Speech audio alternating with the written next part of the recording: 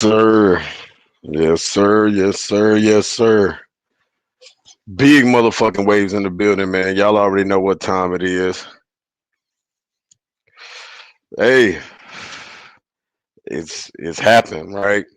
Um, Dave Canales, new coach of the Carolina Panthers. I think we all saw this coming. I don't think that this was a surprise. Um, when you think about Dan Morgan and his history with David Canales, I don't think that anybody is surprised that this decision was made. I already knew once Dan Morgan was made the GM that Canales was probably going to be the front runner to take over as the head coach. I can tell y'all that I really don't feel bad or good about this.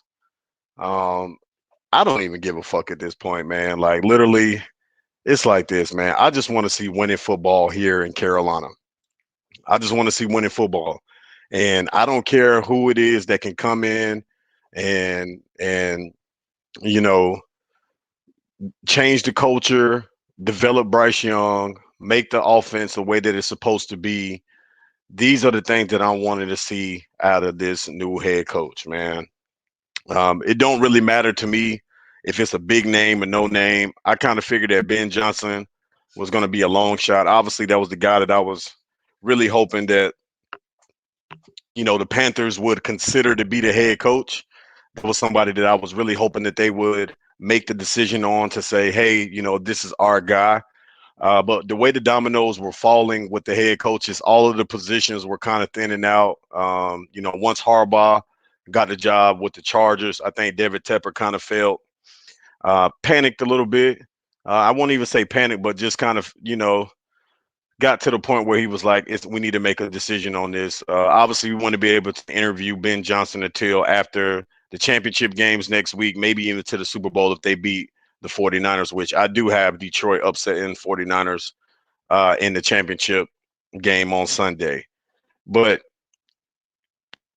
when you're looking at this, man, you know, uh, you got to get this guy a chance. That's just really what it comes down to. Like this guy deserves a chance. He deserves an opportunity. He's a first year offensive coordinator, but he has a ton of experience as a head coach. When I'm looking at, his resume, he started at USC. He was at USC with Pete Carroll there in Pete Carroll's glory days at USC. He followed him over to the Seattle Seahawks, where he became the quarterback coach and he helped develop Russell Wilson. Stayed there for a while. Also was responsible for the resurgence of Geno Smith last year before moving over to the Tampa Bay Buccaneers and becoming the offensive coordinator there in Tampa Bay. Um, and a lot of people are concerned about the time frame of how long he's only been an offensive coordinator for 1 year. Listen, I think the report came out and said that since 2022, no team has the same offensive coordinator since the year 2022. So most offensive coordinators are only staying with teams, especially if it's a successful team. They're only staying with in that position for 1 or 2 years anyway. So the fact that he's only been there for 1 year, that doesn't bother me at all. Dan Campbell wasn't even a coordinator.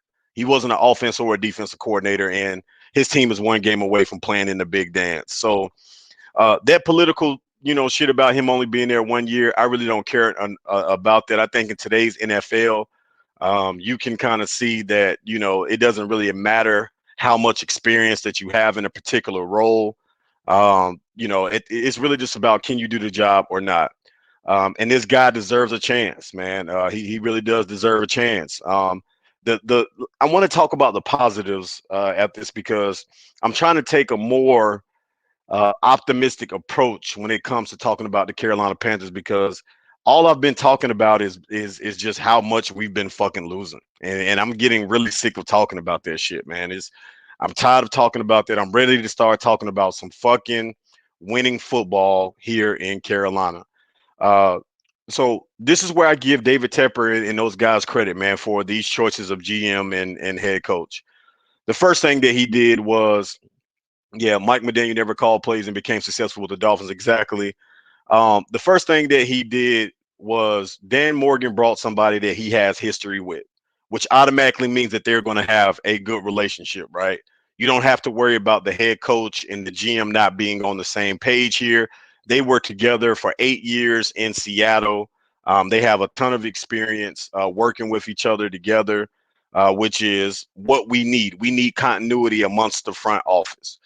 So this right here automatically shows me, and with Dan Morgan being the president of football operations now, this automatically shows me that uh, they're going to be on the same page about decision making. They're going to be on the same page about whatever needs to be done to help improve this football team, draft picks, so on and so forth, because they already have a good working relationship, right?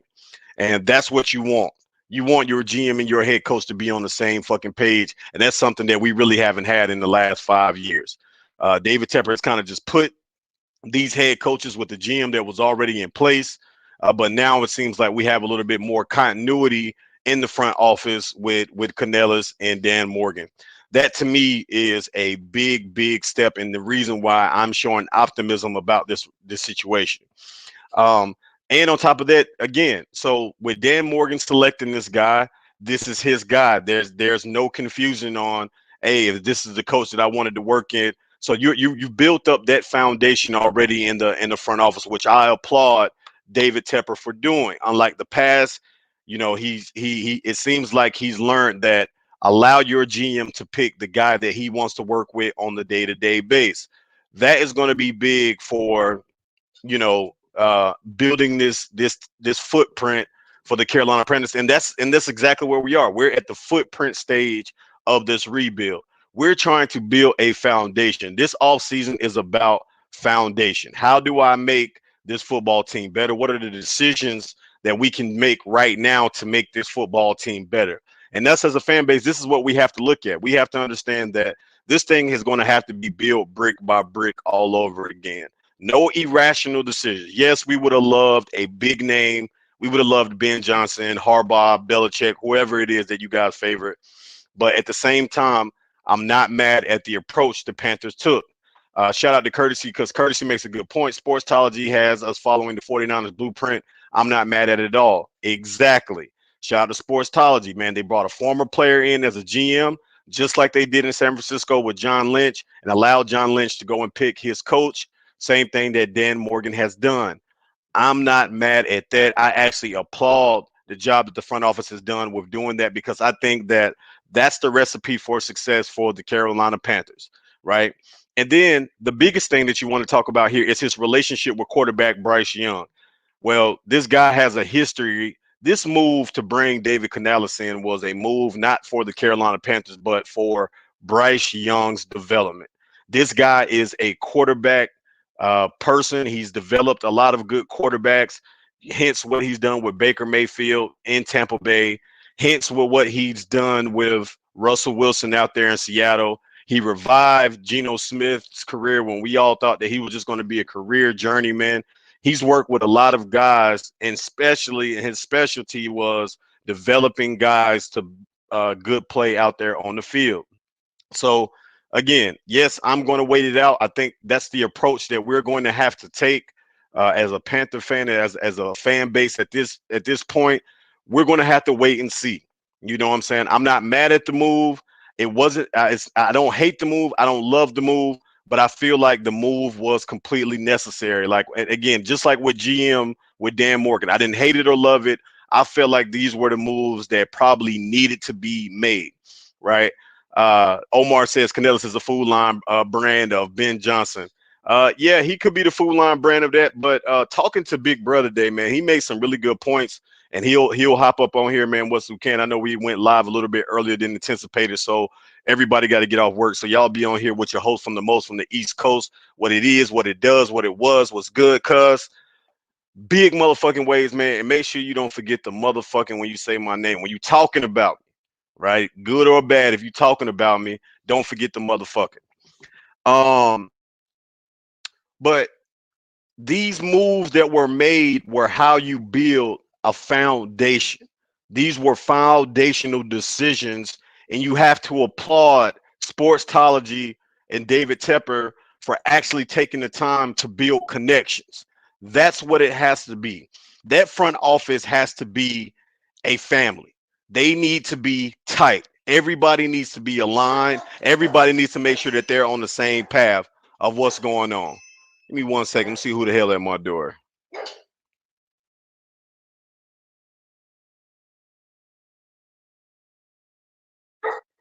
So when you're looking at the the overall decision to bring in Canales, this was Dan Morgan's choice. This is somebody that he had worked with. This is somebody he already has experience with. This is somebody that he's seen firsthand on what type of coach that he is. Now, a lot of people want to go to the Tampa Bay Buccaneers numbers and what their offense was, and the run game and this, that, and the third. You can't go off of that. That is the Tampa Bay Buccaneers and what they were there. But one thing that you cannot say is that Baker Mayfield did not improve his game underneath under this man's tutelage. Baker Mayfield looked like a completely different quarterback this year. Obviously, he has some good weapons that he was throwing the ball to, but as you can see, he definitely improved there. And if you want to go back to Geno Smith last year in the 2022 season, where Canales was his quarterback coach, you seen the kind of year that Geno Smith had. Actually, MVP-like season last year for the Seattle Seahawks, had them in playoff contention and so on and so forth. Took him away this year. Looks like a different team. So this guy has a proven track record, right? Obviously not as a head coach, but he has a record of developing quarterbacks, and that is exactly what the Carolina Panthers need.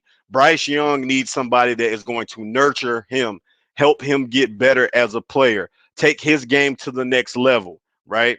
But now that we have these things in place, guys, the next step for the Carolina Panthers is reconstructing this roster. It is time. It is time to focus on building this team, figuring out what's the first steps. That's going to be Dan Morgan and this guy's first on their list of what they need to do. Big motherfucking ways. King Louisville said the hire is what we need. Have you seen his interview, Dude's Intelligence? I'm going to be honest with you, man. I plan on taking a couple looks at his interviews today, but I've been hearing nothing but people rave about him. I have not heard yet one person from any prior organization that he was with that he had anything negative to say about him. Pete Carroll has said wonderful things about this guy. The Tampa Bay Buccaneers organization have said wonderful things about this guy. There have been nothing but rave reviews about him and his experience. He's been in the league for a little bit, so the guy knows football. I think it's just a wait and see type of approach. Shout out to Omar for saying that. And let's keep it honest here, guys. And I want to say this about the Ben Johnson thing too. Look, it was going to be a long shot to try to bring Ben Johnson or any quarter or any coach of any kind of high degree, because the Panthers was not an attractive job, man. I think David Tepper put a stigma out there that kept a lot of high profile names away. Hence why we never did interviews with Jim Harbaugh. Hence why we never heard Belichick's name really gain any serious traction. This was going to be a situation where we were going to have to try to get somebody that was effective, but at a low price, right? Carolina Panthers have had a history of trying to spend big money on the head coaches, but we needed somebody that was going to really truly come in here and believe. I don't think that Ben Johnson was going to take this opportunity because, again, this was just not an attractive opportunity. There's too much work that needs to be done with this football team, and you have an owner who is super impatient about getting the work done. So, Canales, I hate to say it, but he's going to have to come in here and be productive. He's going to have to come in here and show improvement with his team.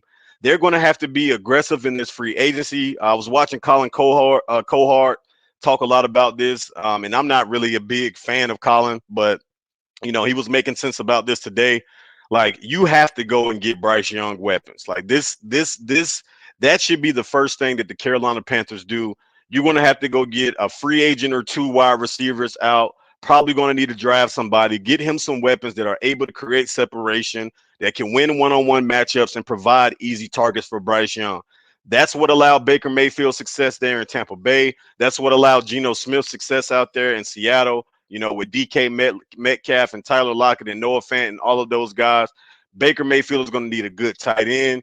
We're going to have to add some talent to this roster. And that should be the first check thing to do on this checklist for the new era here in Carolina, because that's exactly what it is. This is a new fucking era of football here in Carolina. And guys, I can tell you about this. I'm not excited or mad at what's going on here. I'm not either one. I'm not mad or excited about it. I'm just trying to take a wait and see approach. I probably won't even create any expectations for this season. But one thing I will say is that we have to be better than this year. And it doesn't matter if we're better than this year by a substantial amount, a little bit amount. Progression is all that I want to see from this team here forward on out. I don't have any fucking unrealistic expectations for the Panthers going forward. I'm not talking about playoffs right now. I'm not talking about the NFC South right now. Right now, we are a blank fucking canvas. New coach in there, second year quarterback who's going to be learning a new system, probably going to have a bunch of already one of the youngest teams in the NFL, and you're probably going to be adding a bunch of talent here, so it's going to be a new team.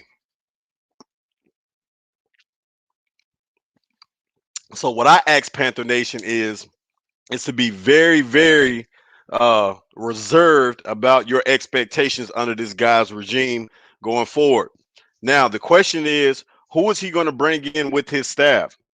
Who is he going to bring in with his staff? What is his staff going to potentially look like? Will Ejiro Evero return as the defensive coordinator? Marco Cash says Canales. Jerome Castro say, I can already see Morgan and Canales in the war room. Hey, listen, they need to be in the war room. They need to be in the workout room together. They need to be in the war room together. They need to be together. How do we fix this fucking football team? What is the first step that you do to fix this football team? Let's take a look at just some of the rumors and stuff that have been coming out. You guys know I love to scan the rumor mill to see exactly what's happening with this. Let's see. What are so now that we have our coach, I want to read y'all this article that just came out. This is through ESPN, man. Y'all can go take a look at this as yourself. It says the Carolina Panthers were looking for an offensive minded that can help turn quarterback Bryce Young's career around, and believe they found a solution in Tampa Bay's offensive coordinator Dave Canales. Team pleased to hire Canales. He's only 42 years old, young guy, not an older guy at all. Details on the contract have yet to be finalized, according to a lead source familiar with the negotiations, who assured the deal would get done. The Panthers locked in on Canales less than 24 hours after Wednesday's in-person interview, and with David Tepper, general manager Dan Morgan, and interviews with Canales' defensive coordinator Ejiro Evero and defensive coordinator Evero, who has interviewed for several head coaching positions, is a candidate to remain with the Panthers as defensive coordinator. That would be a fucking blessing. If Evero returns back to Carolina as the defensive coordinator, if he returns back to Carolina as the defensive coordinator, that would be a good step in the right direction. Recently fired Tennessee head coach Mike Vrabel was scheduled to interview in Charlotte on Thursday when the news leaked that Canales was the choice. Taking a closer look, Panthers reporter David Newton answered a key question about what Canales' hiring means for the franchise. National reporter Dan Graziano breaks down what he's hearing about the hire. Draft analyst Jordan Reed examines their options, so on and so forth. So why did the Panthers go with Canales? This is what David Newton says. He worked with Dan Morgan recently, hired GM for 8 years in Seattle when Morgan was director of pro personnel and Canales was the wide receivers coach. So there was familiarity, but Canales' history with developing quarterbacks was arguably the biggest reason.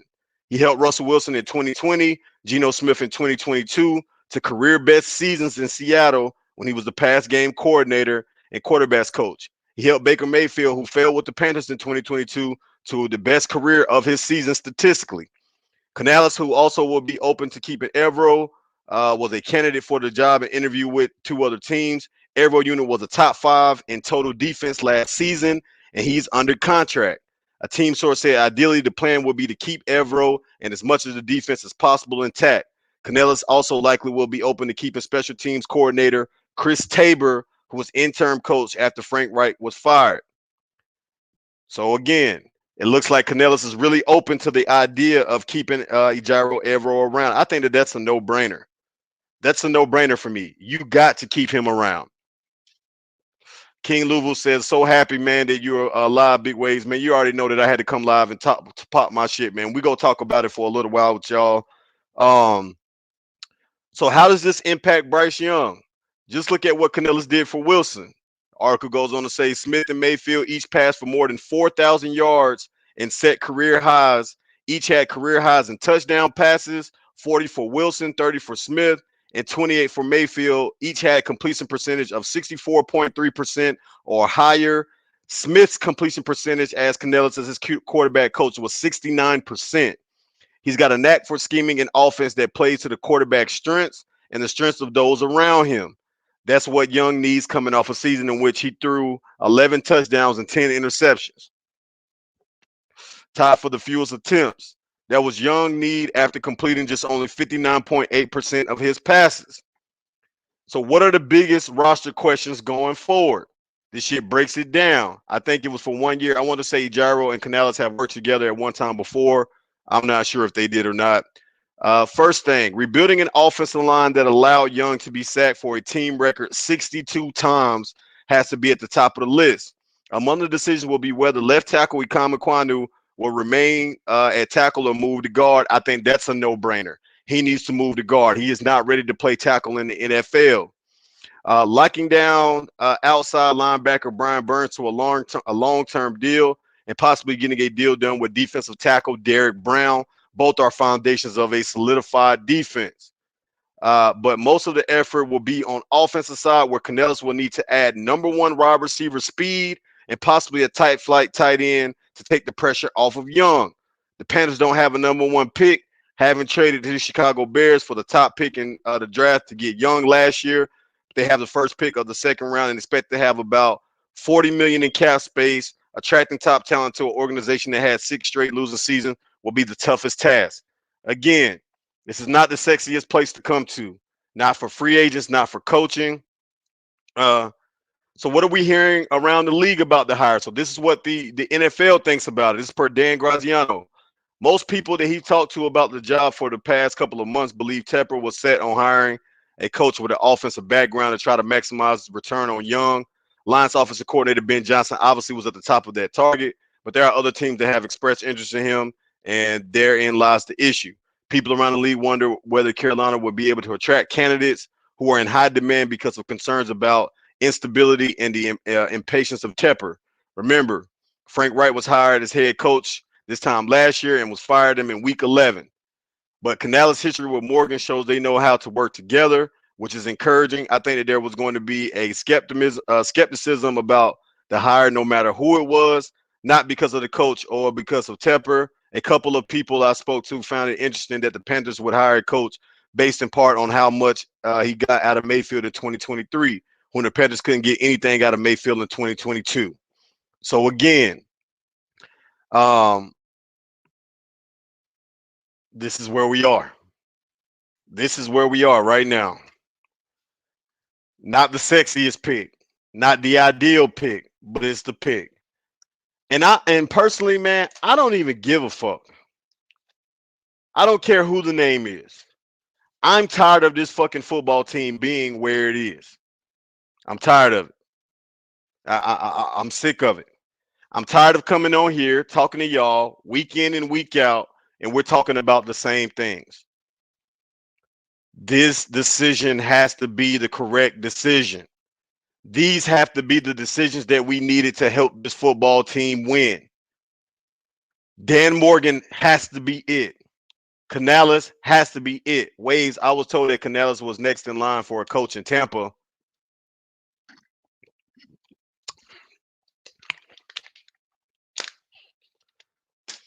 Who will Canales and the Panthers hope to fall out of the first round there at number 33 in April?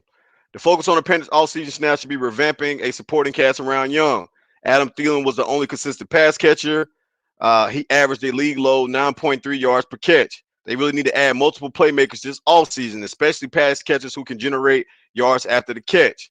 Although Carolina doesn't have a first-round pick in April, Texas' Xavier Worthy and South Carolina's Xavier Leggett are two intriguing guys who could be there at number 33. Don't forget about Western Kentucky's Malachi Corley and Texas A&M Aeneas Smith could also be possibilities for Carolina ops to wait. So it looks like wide receiver is going to be the first choice for the Panthers at 33, like it should. We should be trying to get weapons for Bryce Young. That shit should be automatic. I don't know why we would do anything other than get weapons for Bryce Young in the draft. Like literally. So these were the grades on the hire. This is per Tannenbaum. He says he gives it a C plus. Canales is a bright young offensive mind, but he only has one season in play calling experience. His hire was clearly made to maximize Young's development. And while I think Canales is going to help there, his lack of experience is a concern. So Tannenbaum gave it a C. Look, man, I don't really care what grade you put on this shit, man. This shit has to work out. There's no choice. We don't have any options right now. We have to hit on these coaches and on this GM. This is what has to be done. Because listen, again, if this shit doesn't work out, I want to paint this picture for Carolina Panther fans. Let's say this shit doesn't work out and we're not successful, or you're not seeing any kind of progression on this. Now you're talking about another 3 to 4 years before any relevant Carolina Panther football is being played. Uncle Quan, pull up to the channel, man. I'm about to drop the link, bro. I need to hear you, bro. If you can pull up to the channel, I'm about to drop the link, bro. I need to hear your perspective on this, man. Like seriously, I gotta hear your perspective on this. I'm dropping the link out there, man. Open mic, man. We're talking about Carolina Panthers, man. They have their coach, Dave Canales. The link is out there, man. Anybody want to pull up? But I got to get my boy Quan up here, man, and hear his perspective on this hire. But we cannot afford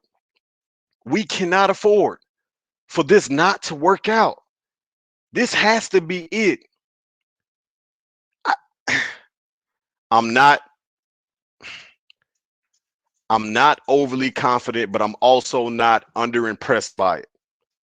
I feel like the move makes sense. The decision to bring in Canales makes sense. At the job right now, lad-ass kids in the cafeteria definitely want to speak on this, though, man. Definitely understand, bro. I'm going to be live for a minute, man. So if you get time to pop out for 5 minutes, whatever, just let me know. It makes fucking sense. You bought in somebody that has familiarity with the GM, that already has a relationship with the GM.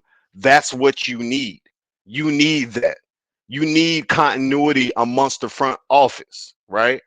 And David Tepper, with him reorganizing the whole front office, because again, I don't think we're done. I think that, Tillis is going to come in from Kansas City to handle the cap side, business side of the thing. That'll probably be announced here in the next couple of days.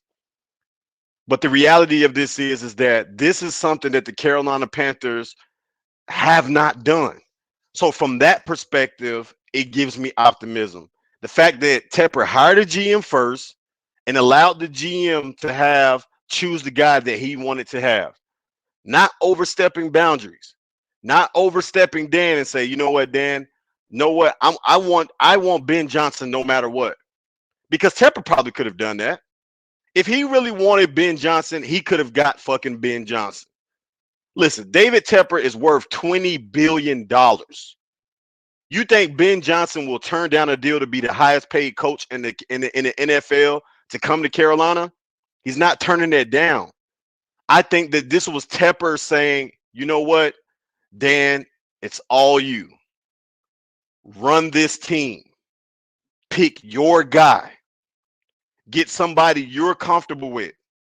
Somebody that you can talk to every day, that y'all can be on the same page about. This is what I think has happened. I think that he's made the decision to say, Dan Morgan, you are going to choose who the next head coach is going to be. It was already reported that Dan Morgan was in all the head coaching interviews up until this point. So when Morgan was officially made the GM, Canales had to been the choice no matter what. You guys already saw that at the Tampa Bay Buccaneers game to close out the season. Him and Canales came up to each other. They embraced. They gave each other fives. There's pictures all over the internet of that. This was something that was already in the making. But this is the same formula that the San Francisco 49ers has followed. They followed the same thing. They hired a coach who was a GM that was an ex-player, John Lynch. And I'm not sitting up here saying that we're going to have San Francisco type of success, but I'm saying, could we have San Francisco type of success? Absolutely. But it's going to take smart decisions. You're going to have to hit in the draft. You're going to have to do well with free agency. You're going to have to convince free agents to come here to Carolina. And that means that you can't be cheap. We need to use every fucking dollar of that free agent money. Every dollar of it needs to be spent because this team is deprived of talent. Every NFL analyst has said that the Panthers are the least talented roster in the NFL, especially on the offensive side of the ball. This has to be it. We got some people waiting backstage, man. Taco Shiesty in the building. We also got Yo, what's good? what's good, Ty, man. What's good with you, bro? I'm pretty mid on the higher, to be honest. I don't know what to think.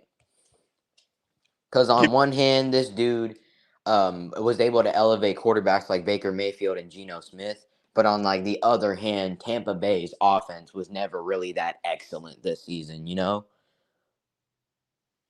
I agree. I definitely agree with that. I definitely looked at those numbers. The numbers were middle of the pack.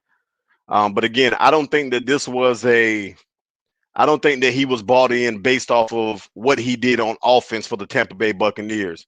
I think that he was bought in to help develop Bryce Young. And to me, his scheme at minimum will allow Bryce Young to develop, and that's really you should all want to see, Tack. Like, I'm not wanting the Panthers next year to be a top 5 offense. That's not what I'm expecting the Carolina Panthers to be. You go from being the worst offense in the NFL to a top 5. I'm not expecting that. What I'm expecting to see is just progression. Yeah, like respectable offensive play, like decent offensive play that's going to be able to help our defense win games. Yeah, because one thing that this defense has shown, and that's why I'm so fucking glad that Ejiro Evero will be returning. One thing that our defense has showed is that they will keep us in ball games. That's Yep. that's one plus that we have to keep in mind. With Yep. Ejiro Evero, which next year will be the last year. If we keep Ejiro Evero, we're only going to have him for one more year. That's all that we're Yep. going to have Ejiro Evero as, because next year he's definitely going to be a head coach in the NFL. Without a doubt, he's going to be a head coach. This will be Ejiro Evero's last year being a defensive coordinator if he doesn't get a head coaching job, which is looking like right now all of the jobs are being filled. There's only 3 remaining: Seattle, Commanders, and Falcons. And I believe Ben Johnson is probably going to go to the Commanders. The Falcons, I don't know. They said that the Belichick thing is losing some steam. They're probably going to end up getting, a Todd Monken, from the Baltimore Ravens, or a McDonald, somebody on the lines of that, to come in there and be the coach. And the crazy part Oh, about it is, Belichick really has only interviewed with the Falcons. A lot of teams have not been high on Belichick. yep. Speaking about Ejiro, I think he needs to fix the run defense because this season the run defense wasn't that great. I mean, overall the entire defense was good, but our one flaw in defense was the run defense. Yeah, So yeah. yeah, I mean, I can see that, but again, man, it's the run defense wasn't horrible to the point where we didn't have chance to win games, right? It was yep, it was it was it was good enough to get the job done. Like, you get what I'm yeah, saying? And I feel like if our offense was any better and they could score at minimum, if our offense was able to at least give us 17 points a game, we probably would have won way more games this year than we lost. Like, yep, seriously, like, just 17. Give us 17 a game. 2 touchdowns in the field goal a game. But we were averaging 10 points a game. And the way that our defense played, they were really dominating teams. If you really think about it, and the crazy part, mm-hmm. we were doing that on defense with a ton of injuries. You got to remember, Jeremy Chin was out majority of the year. Dante Jackson, J.C. J.C. Horn was Horn, out majority of the year. You know, Chat who Thompson, Shaq Thompson was out the entire year. So a lot of key pieces that were usually a part of that defense wasn't even there, and he yep, still kept that unit to be a top 5 unit. yep. He made Troy Hill look amazing, and He He did. was making I would say practice squad corners out there play lockdown defense. So, uh, Exactly. yeah. So imagine what he can do with a fully healthy defense. Right. And Yep. maybe a couple more pieces on the defensive side of the ball. Yep. Like I like think we need literally, to sign Jalen Johnson this yeah, the offseason. corner. That would be a good pickup. I think that would be a really good pickup. But I think you have to move on from Dante Jackson. Yep. Like I Dante's really, too injury prone. The one thing that Dante was good at was getting picks, and he got none this year, and he was just getting cooked all the time. So he was just very mediocre, not even that good. So I think maybe to get rid of him, trade him to teams that are about to like the Packers. I don't think they're gonna re-sign Jair Alexander. So to make sure we get Jair, I would say trade Dante Jackson to the Packers for Jair. No, because well, they're not gonna re-sign him. He doesn't want to go back. So at least get him for a good deal.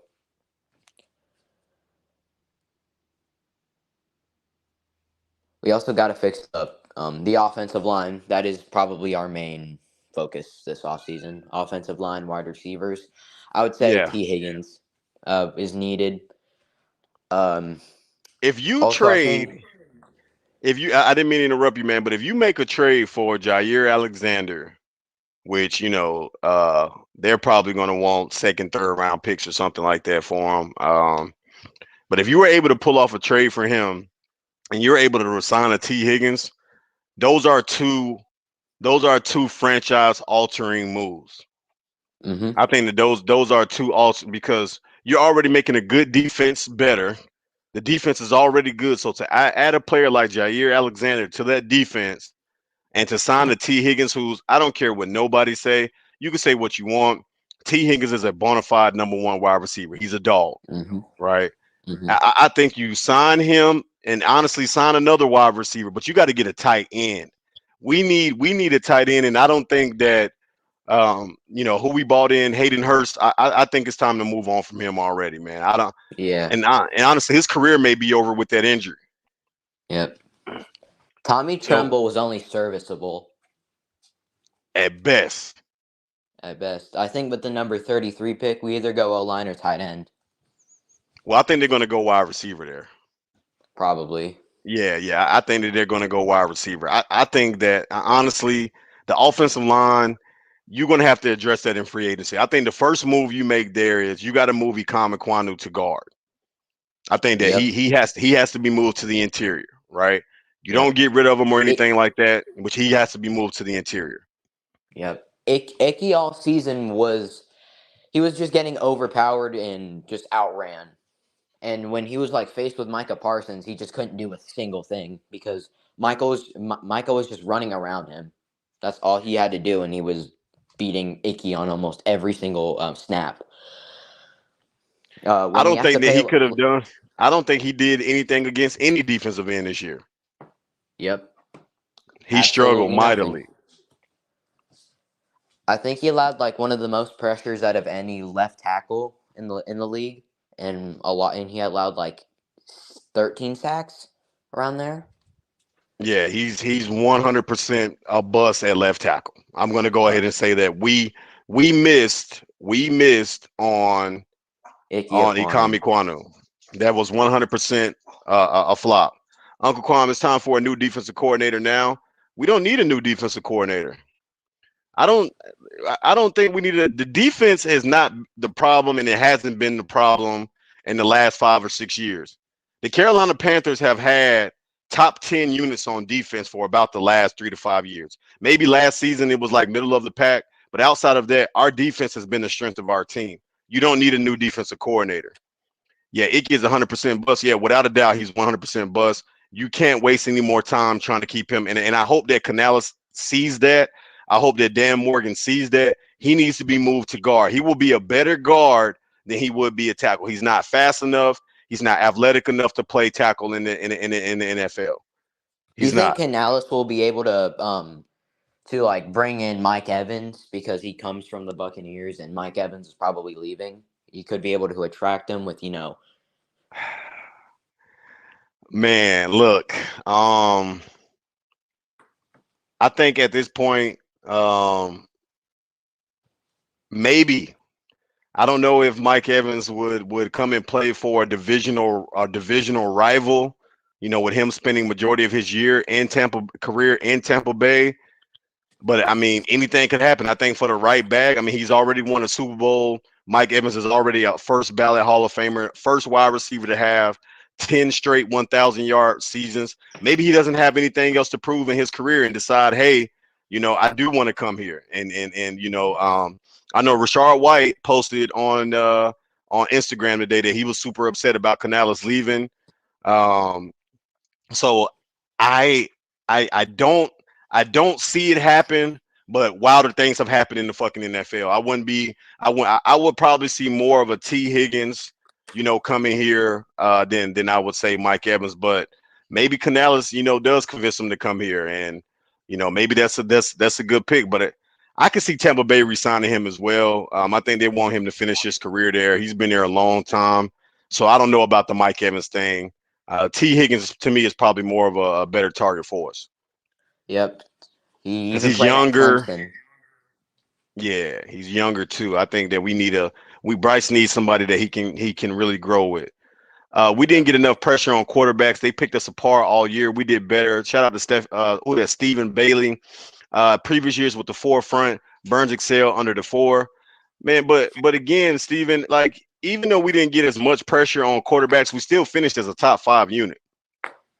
Like Yep. I agree that you could always get more pressure on the quarterback, but it would be different if we weren't getting pressure and the defense wasn't in the top 5. Like in total defense, this was a top 5 unit, and I don't think that you make a lot of major change. I think you add pieces to the defense more than make changes to the defense. Like we need to add more talent to the defense. Like agree. Like honestly, to me, Gross Matos actually had a solid year last year.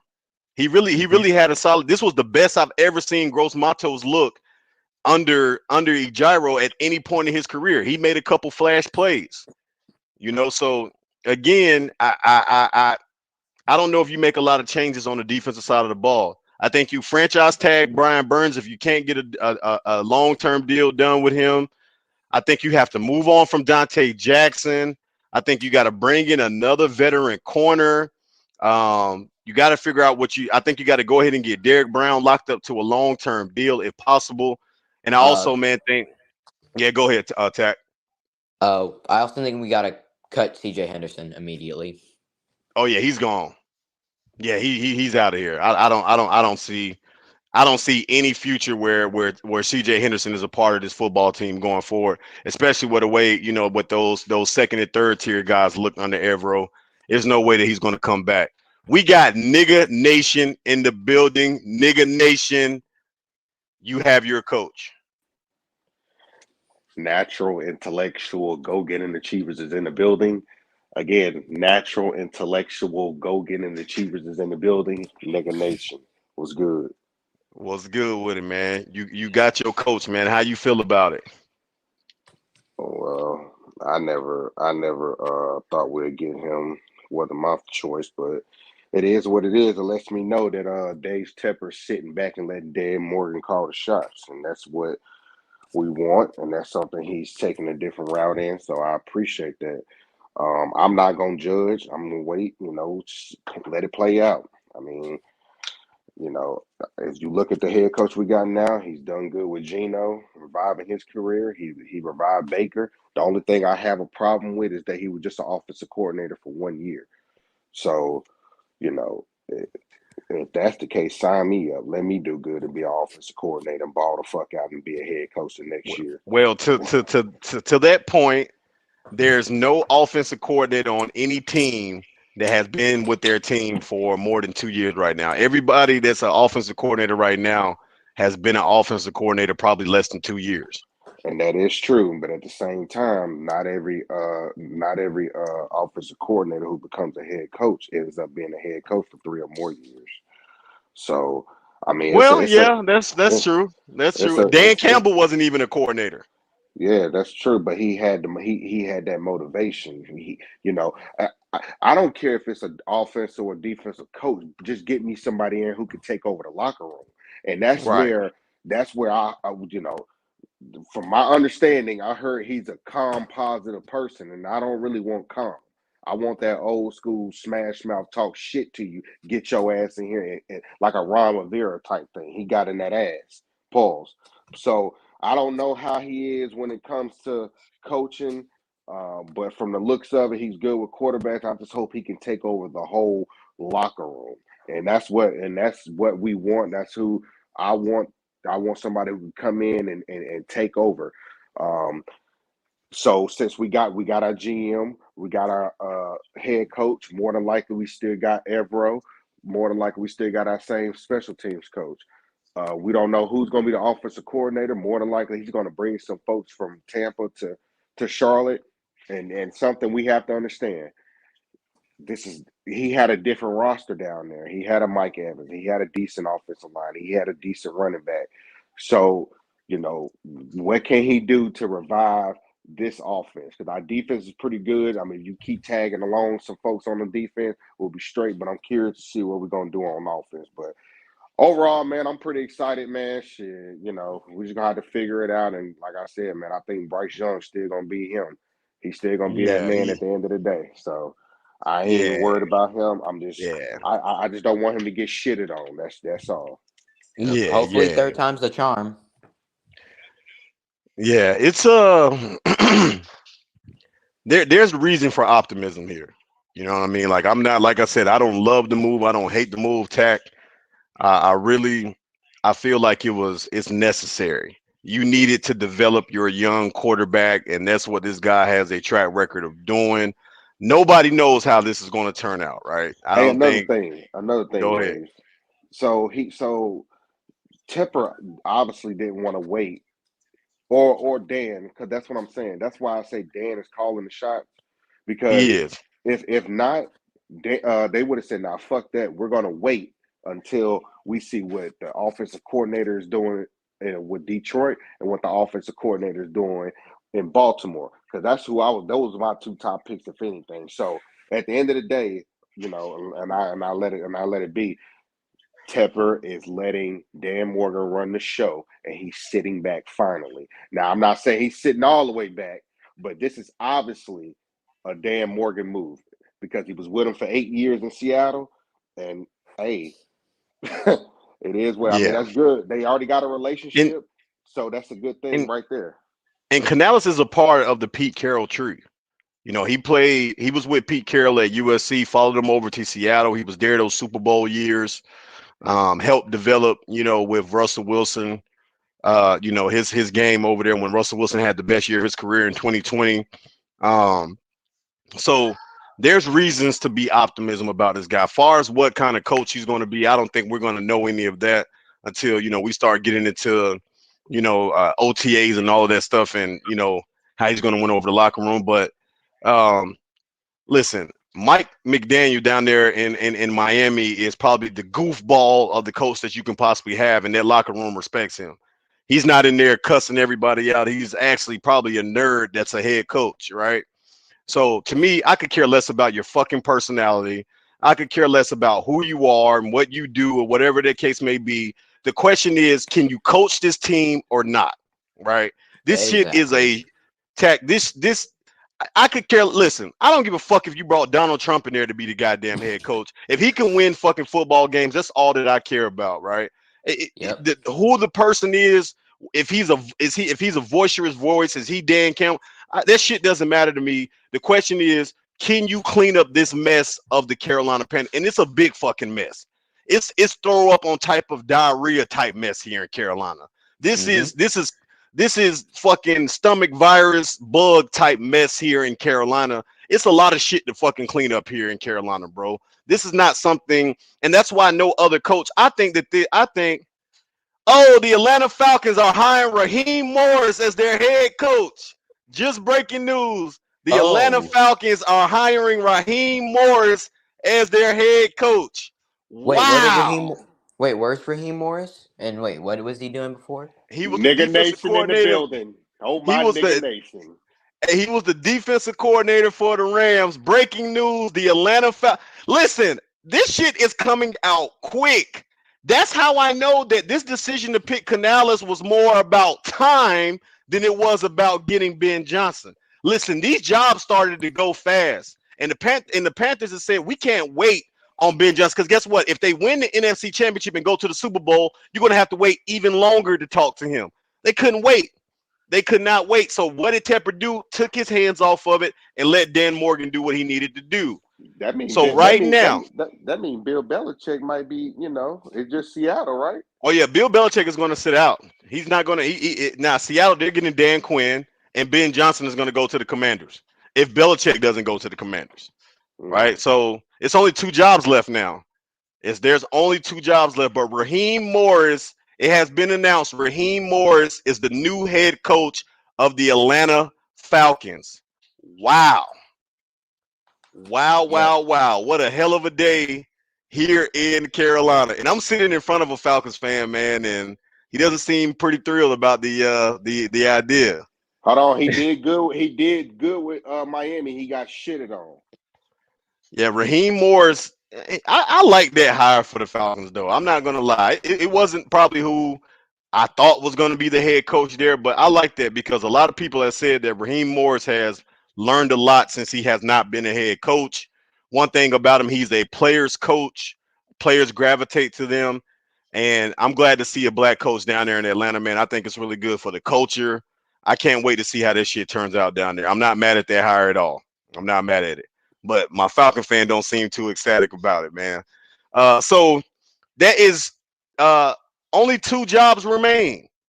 The Seattle Seahawks and the Commanders are the only 2 jobs that are remaining open right now. Wait, what about the Titans? The Titans hired Callahan.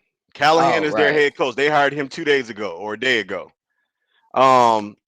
We had to get a head coach in here. I don't think that the Panthers had the patience and David Tepper had the patience to wait on Ben Johnson. So we had to name our guy. And the Canales era begins here in Carolina. And to be honest with you guys, I'm optimistic about this. I'm very much optimistic than I was this time last year when we hired Frank Wright. He's a young coach that's relatable, that has a history of developing young quarterbacks and developing quarterbacks that careers seem to be over into good quarterbacks. So that gives me hope about him and Bryce Young because their relationship is the only thing that matters. We got CLT in the building. CLT done pulled up to the channel. CLT, man, what's your thoughts about your new head coach, bro? I think I'm just gonna give it a shot. I can't really be too excited on these coaches no more, man. We just went through the same shit last year. I would say I'm more excited about the GM hire. I want to see how that's gonna mesh. But I'm not too high on the coaching situation. I just as a fan, you just hope it works. But like I said, we bit a bullet with all this coaching shit last year with this highly touted coaching staff, and we wasn't shit. So I hope it works. I'm glad that we got someone that works with quarterbacks specifically. Because we need to see what he can do with Bryce. But man, I'm just gonna tune in. I don't think it's a bad hire. I won't say it's a good hire, bro. I'll just say it's just a hire, bro. To me. Yeah. And that's how I think that's how most of the fan base on it, man. We're all taking a wait and see type of approach with this. And I think that's the best way to be, CLT, because look, man, you can't get any fucking worse than what we were this season. Like literally, if you're talking about a year, name me a year that was worse than the 2023 versions of the Carolina Panthers. I'll wait. Like if you've been following this team, tell me a year that was worse than this past year. With everything that's happened. 2001 Panthers, 1-15, I think.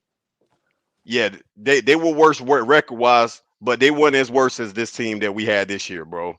Our coach got fired in the middle of the fucking season. We had a rookie quarterback this year. No one thought we was gonna be in this situation. Exactly. And then we lost our first round pick. So that's what. Right. We don't have that's the difference. We don't have a first round pick for this upcoming draft. At least in 2009, we had a year after that where we had a first round pick and we could got a Cam Newton. You know what I'm saying? So it wasn't all bad. But literally when you talk about everything that's happened to the Panthers this year, how we lost, how bad our offensive line regressed, how bad of these free agent people that we brought in, and how bad that they've looked. Quote unquote, had the most experienced coaching staff in the NFL on paper. It was like over 300 years of experience on paper that you brought in. Deuce Staley, who didn't do a goddamn thing. That offensive line coach, I'm gonna be honest, the offensive line coach deserved to be fucking fired. Big fucking ways. Raheem Morris, yeah, I saw that, bro. I just broke that news. No one expected Bryce to be that bad. Listen, man. Look, Brad Holt, man, appreciate you pulling up to the channel. Anybody that's new to my channel, go and subscribe right now, man. Big motherfucking waves in the building. We got Nigga Nation CLT, Tax Shiesty in the building. The Panthers have their coach. And if you're rocking with me with the show today, if I'm making any good points, y'all see the Cash App scrolling across the screen, man. Any donation is greatly appreciated. But check this out. If you stop saying Bryce Young, listen, what do you fucking expect? What did you expect? Like literally, no, in the offseason last year, I don't think anybody saw the Panthers being 2-16 bad. Nobody expected that. I don't give a fuck. You could be a football fortune teller with the moves that we made. Nobody expected the Panthers to be 2-15 bad. I had us winning 7 to 8 games minimum. At minimum. And why did I have us winning 7 to 8 games? Well, Because Bryce was bad. Go ahead, Tack. I mean, I had us winning that much because of the year before. You know, we went 7 Exactly. and 10. So I thought with all the free agent hirings and how good the O-line looked, I thought you brought Bryce into the system, and I thought you built a system around Bryce so that he could succeed. But that entire system came crashing down. And you know why? Exactly. Everybody is saying it. Check out the chat right now. Everybody is saying, everybody said I didn't expect us to be that bad. Nobody expected us to be that bad. Nobody expected the Panthers to be that bad last year, man. And so when you think about it, it was the worst season because we invested so much into that season with what we spent in free agency, with what we gave up to get Bryce Young, the amount of checks that were cut to bring in that coaching staff. That's what makes this season, everything that happened around the play on the field, which ultimately trickled down to the play on the field, is why 2023 was the worst season in Carolina Panthers history. But fast forward to 2024. You've done things the right way so far, Tip. You've done things the right way so far. Allow football people to make the football decisions. Not the rich head fund owner. Allow the football people to make the football decisions. And that's what the fuck he's done so far in this part of this first half of this all season by hiring Dan Morgan. Look at CJ Stroud balling. CJ Stroud, again, this is gonna be the last fucking time that I explain this. Listen, and again, this is no disrespect, Dennis. I appreciate you pulling up to the channel, but this is gonna be the last fucking time that I explain that shit. You cannot compare CJ Stroud's success to Bryce Young's success. By nature, they're going to be compared because they went 1-2. And arguably, in my book, they were 1A and 1B. The Panthers could have picked either one of them, and I would have been happy. Talk about the size. You could talk about Bryce Young's size. You could talk about none of that fucking shit matters, man. Because if Bryce Young was balling the fuck out, nobody would be saying shit about his fucking size. If he had the year that CJ Stroud had, nobody would be saying anything about Bryce Young's size. It's because CJ Stroud took his team to a playoffs and won, and we were 2-15. Now, all of a sudden, CJ Stroud is a better quarterback. Well, let's break it down to comparison. CJ Stroud played behind one of the best offensive lines in the NFL. Laramie Tunsil is one of a top 5 tackle in the NFL. Bryce Young played behind the worst offensive line in the NFL that allowed him to get sacked 62 times. Best line in the NFL with all pros on their offensive line, worst line in the NFL. So let's do comparisons, right? We're going to compare the situations. So that's one right now. One of the better O-lines, one of the worst offensive lines, okay? In the NFL, you're not going to be really successful if you're getting sacked 62 times in one season. I haven't seen a quarterback that got sacked 62 times in one season and had success without getting injured. Hence Joe Burrow. Joe Burrow is one of the most sacked quarterbacks in the league. He's been hurt since he's been in the NFL, right? So at least give the small little midget that y'all think Bryce Young is credit for at least staying healthy. Okay. So let's talk about that. Now let's talk about supporting cast. Nico Collins was one of the best wide receivers in the NFL this year, had over 1,300 yards receiving. Our best wide receiver was 33 years old and Adam Thielen and only was averaging 9 yards a catch. Nico Collins and Tank Dell, Adam Thielen, a washed-up DJ Shark who really has been injury-prone his whole career. And on top of that, C.J. Stroud had a Dalton Schultz. Dalton Schultz was one of the better tight ends in the NFL. Also, Devin Singletary had a breakout year at running back. Everybody thought his career was over when he left Buffalo. Had a good year. And on top of that, let's talk about this. Coaching staff to coaching staff. Bobby Sloak is getting considered for head coaching jobs right now because of the job he did. Our offensive coordinator got switched 2 times in the regular season. Mm-hmm. So when you're talking about comparing situations, where's the comparison? There is none. C.J. Stroud went to by far a way better situation than the Houston Texans. At the Houston Texans. I'm not saying that he's not a better quarterback. He could very much well have a better career than Bryce Young. But the reality of it is, you cannot compare Bryce Young's season to C.J. Stroud's season. Those were 2 different, completely fucking situations. But the motherfuckers that don't know football or are not students of the game will just sit here and say, "Damn, bro, y'all missed out on C.J. Stroud, bro." C.J. Stroud will win 2 more games here with this Carolina Panther team. Instead of us being 2-16, we're 4-13. Come on, man. Like for real. Come on. Bro, this shit was pathetic in Carolina this year. The front office was pathetic. The owner was pathetic. At least, bro, y'all seen the footage of the Texans, bro. They got a culture in that locker room, bro. They got culture. They drafted 2 and 3. They hit back-to-back. Will Anderson is a dog. Man, get the fuck out of here. I'm tired of people saying that shit. Oh, y'all should have got C.J. Stroud. What? Nigga, we're not no quarterback away from being a contender. We're not. That's why you gave up the farm to get to where you were at. It's because we wasn't a quarterback away. That is just the beginning. It is too early. Now, if Bryce Young doesn't show any progression this year, under a new regime and hopefully a more improved supporting cast, then we can sit down and start talking that shit, man. But for y'all dumb fucks out here that keep saying that C.J. Stroud, y'all should have drafted C.J., you don't know anything about football, bro. If C.J. was just your pick, I understand it and I respect that. If you were just more of a fan of C.J. Stroud, I get that. But to try to compare their years that they had, that shit is completely fucking ridiculous. Hey, did you see? So here's a prime example. I mean, playoffs is playoffs, but Stroud was running for his life in that game, just like Bryce was running for his life all 18, 17 games. I mean, yeah, it is what it is. But you see how when you have a good line, you can do some good things. And when you got some receivers or whatever, they can get open, then you win the game. But if you're running for your life, same what C.J. Stroud experienced in that playoff, that's exactly what Bryce been dealing with. Getting slammed to the fucking ground. And nobody's fucking helping him. So, again. Dennis said, why did the Panthers not do better last offseason? Then they should have drafted better and more receivers. Well, I mean, damn, that's easier to say after the season that we had. I mean, I think we all agree with that we should have did better in the offseason, but the problem is that we didn't.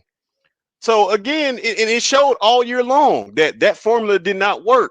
The offensive coordinator, bro, that Bryce Young, and then again, Bryce Young switched, bro. What rookie quarterback switched offensive coordinators in the same season?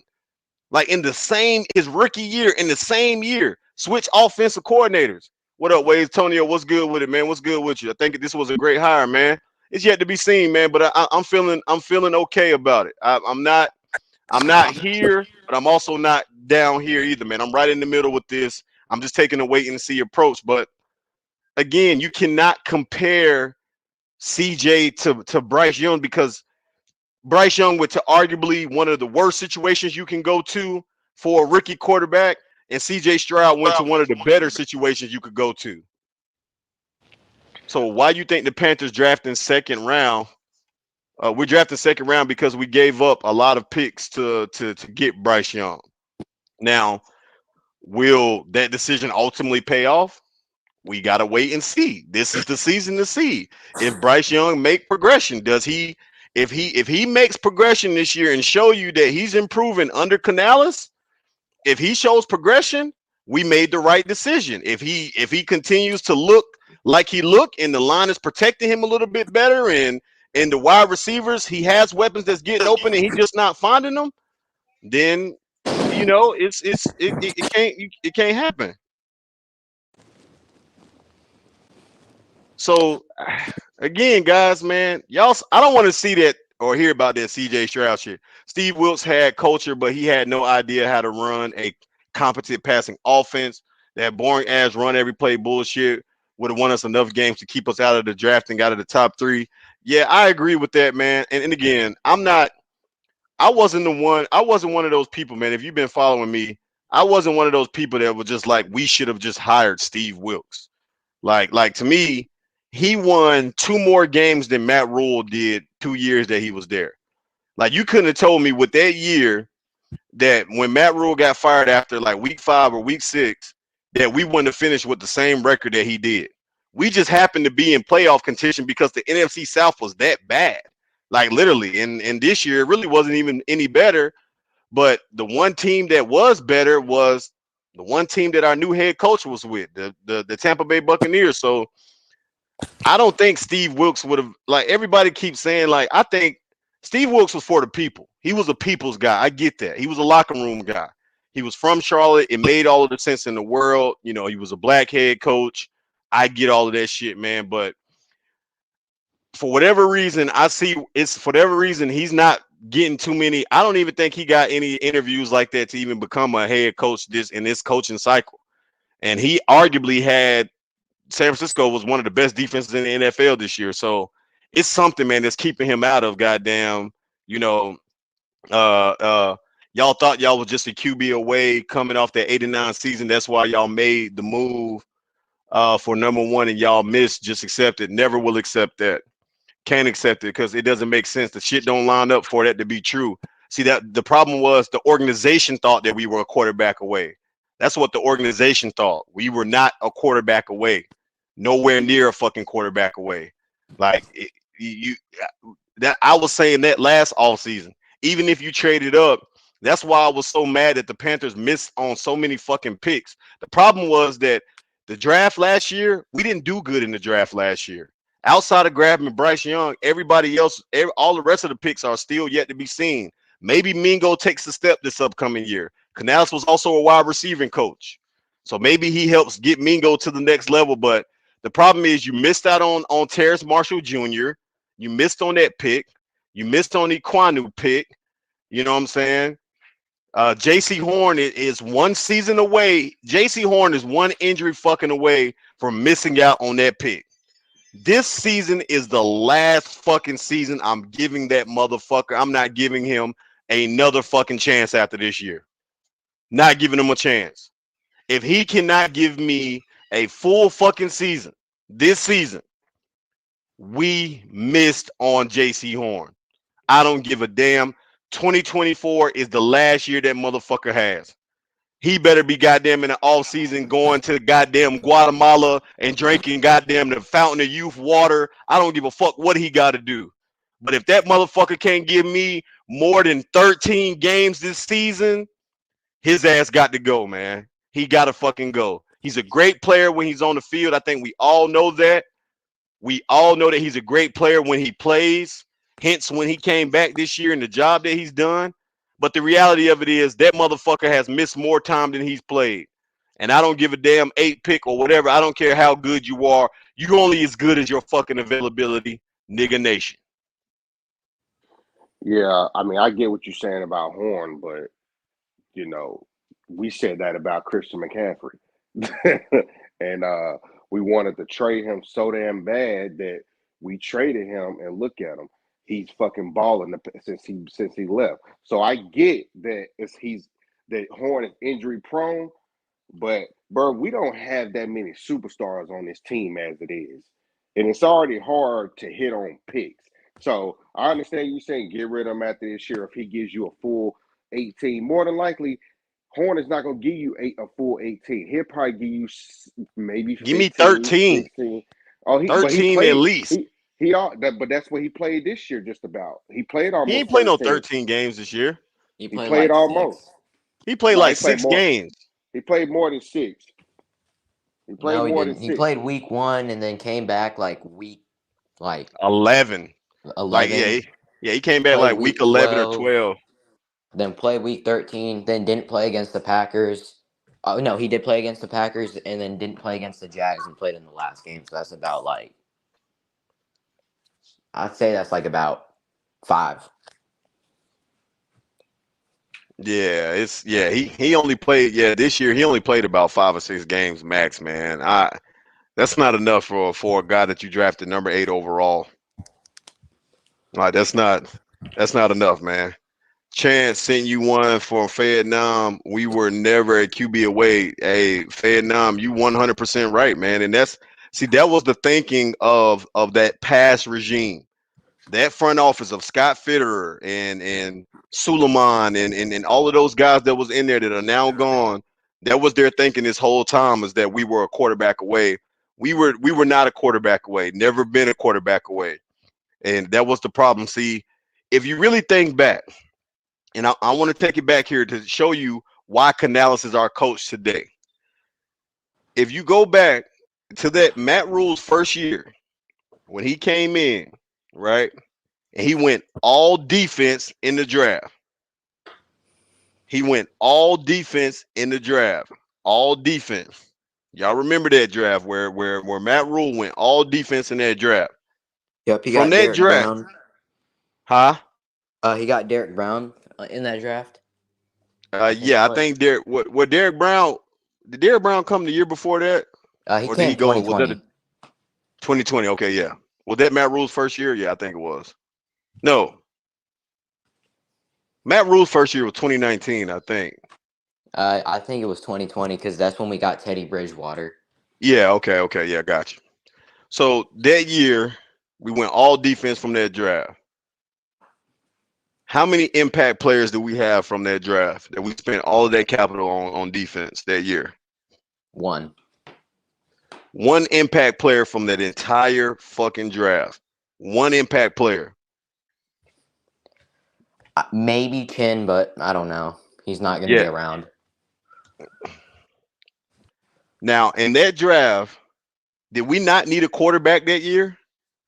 We needed a quarterback that year in the draft. And there was one particular quarterback that was available that was sitting on the motherfucking pedestal, handed to you on a plate with mashed potato steak and all of that shit. And you chose to skip over him. What is the quarterback I'm talking about, guys? In Justin the 2020 Fields. draft? No, Justin Fields was 2021 draft. Because we drafted Horn in 2021, right? 2020 quarterback. No, we Yeah, could have gotten Burrow. That 2020. What was the year that Justin Horn got Was drafted? it Herbert? No, I think Herbert might have already been gone by the time we picked. Let me see Justin Field. Let me get the Justin Field draft. That might have been 2021. Yeah, Fields was 2021. He was in that draft class with Lawrence, not Levis, and Wilson. Yep.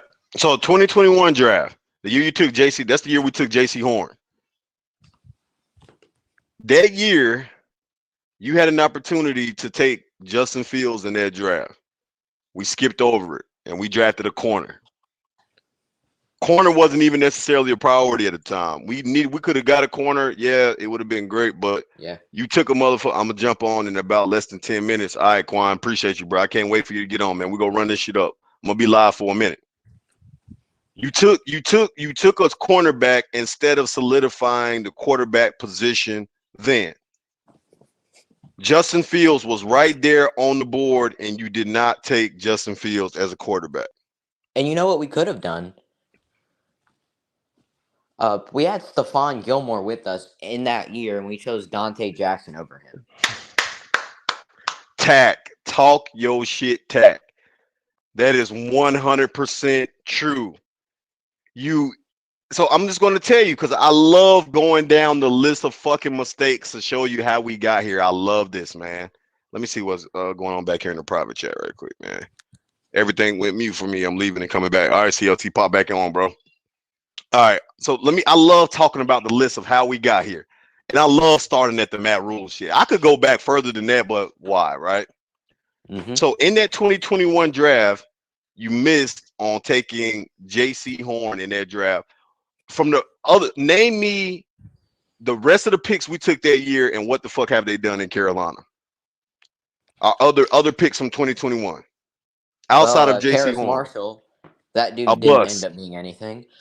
Did we take Chuba that year? Chuba, we took. I think that was the year we took Chuba because Chuba's been here for 2 years. Yep. Yeah, I'd say Chuba was a hit. I'd say so for a fifth Well, he's round pick. turning into it. He's turning into it. I think Chuba Hubbard has earned the right to be Carolina's #1 running back right now. Did we take Barno that year, or was it the year after? That was the year we took Amari Barno. Yeah, A that bust. dude. Yep, bust. And I can't even think. I think Shy Smith too. We took Shy Smith in that draft. A drug dealer. Yep.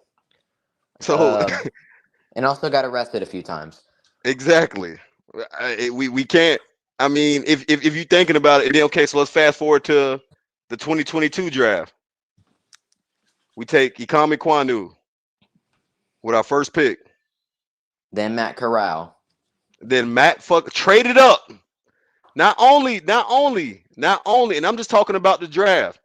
Not only did we draft Matt Corral, we traded up back in the 3rd round to get Matt Corral. And we could have had a chance to draft Sam Howell there instead of Matt Corral. And name me anybody else from the 2022 draft that has been impactful. I can't think of a single player. Because there is none. 2023, let's go ahead and fast forward. Outside of Bryce Young, who so far has been feeling like they're going to be the guy? Absolutely no one. No one. So you basically have whiffed on 3 drafts in a row. You whiffed on 3 drafts. Now let's talk about some of the free agent and trades that we've done since 2020. Well, you brought Teddy Bridgewater, a career journeyman coming off of a major injury. You paid him $60+ million, and he was only here for 1 fucking year. And you cut him. Mm-hmm. That was a then bad we got decision. Sam Darnold.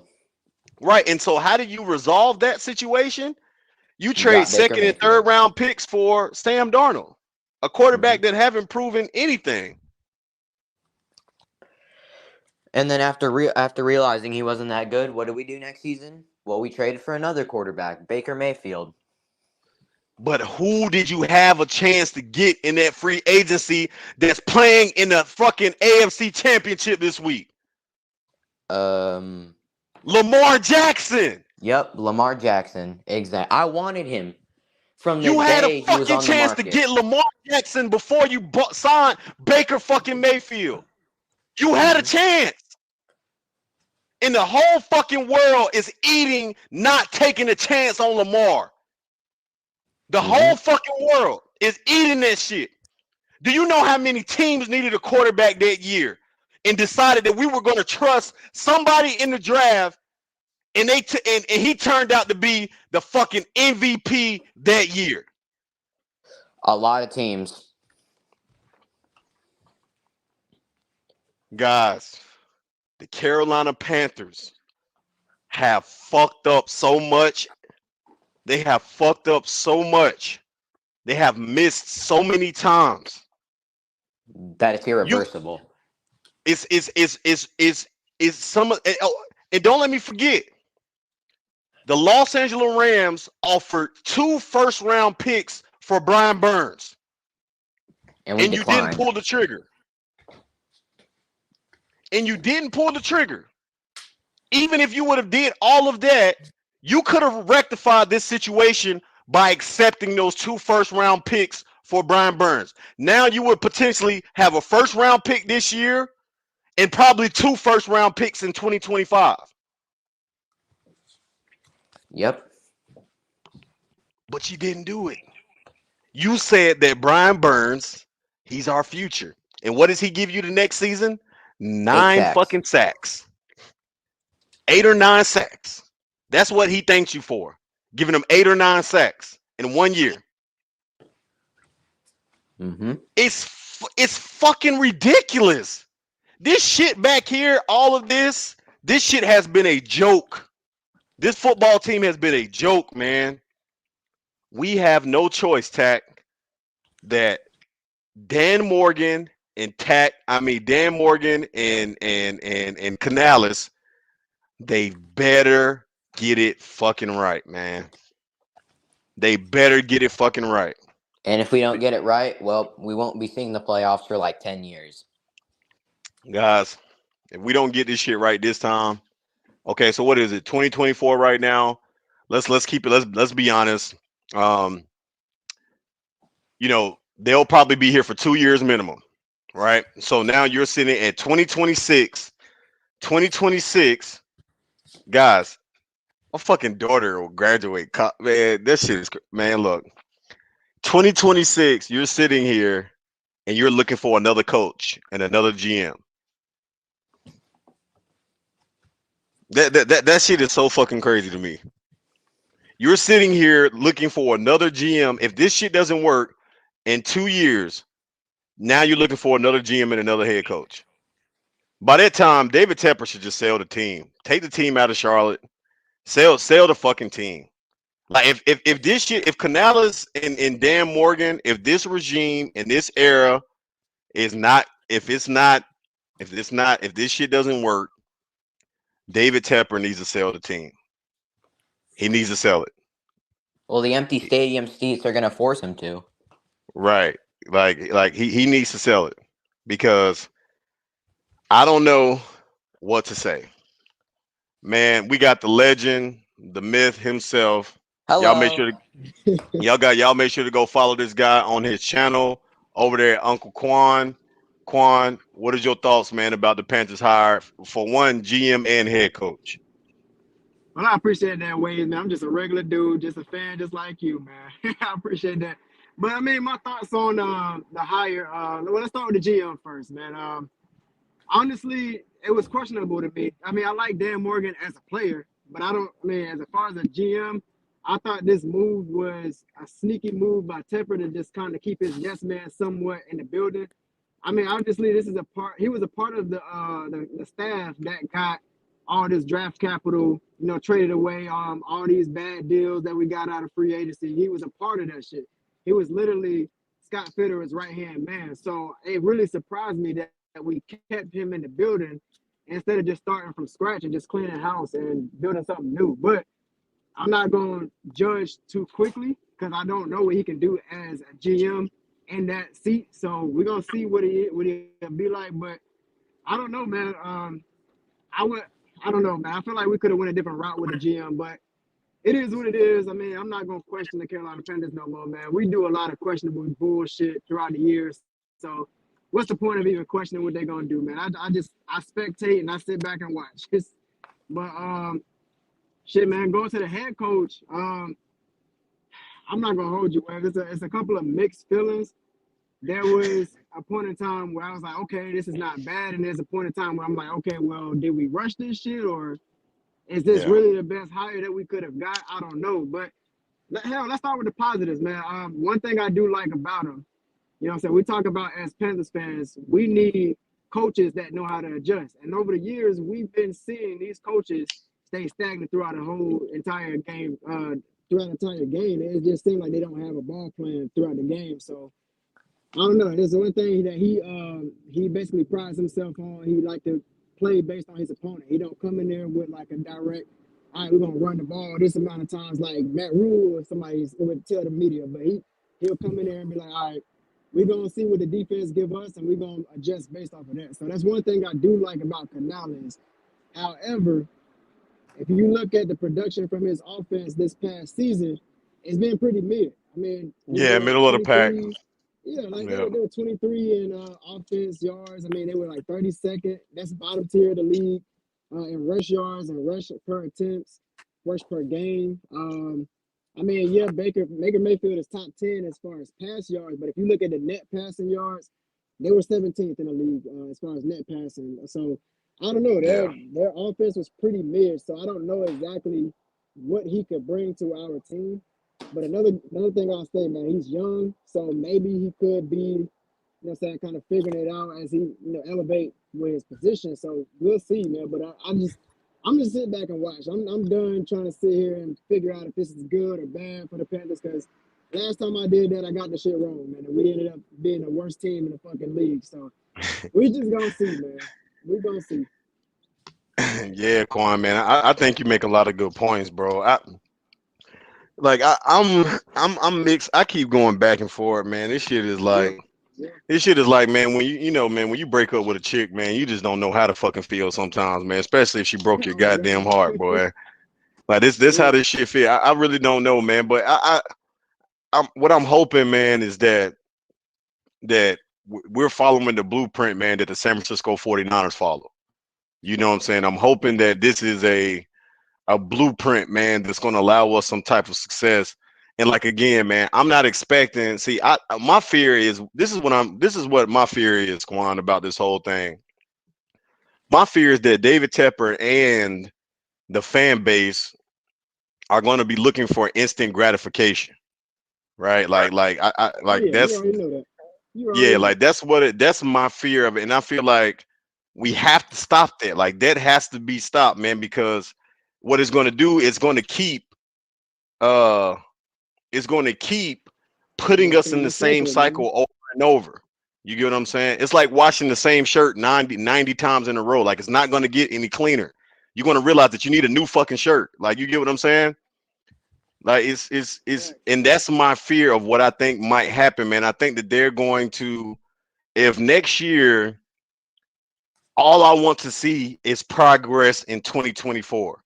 All I want to see is Bryce Young be protected better, him maybe show a little bit more consistency, improve his passing numbers. Maybe instead of going, maybe throwing 11 touchdowns, maybe he gets to 20 next year. You know what I'm saying? And 8 interceptions. Maybe the offense from being dead fucking last, maybe they get to, 23rd or 22nd or something like that. I just want to see that the team is moving forward. I don't have any expectations of being in the playoffs anytime soon.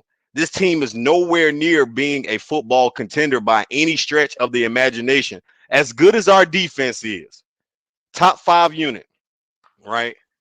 We're so bad on the offensive side of the ball that we can't even match the defensive energy. Like we can't even do it.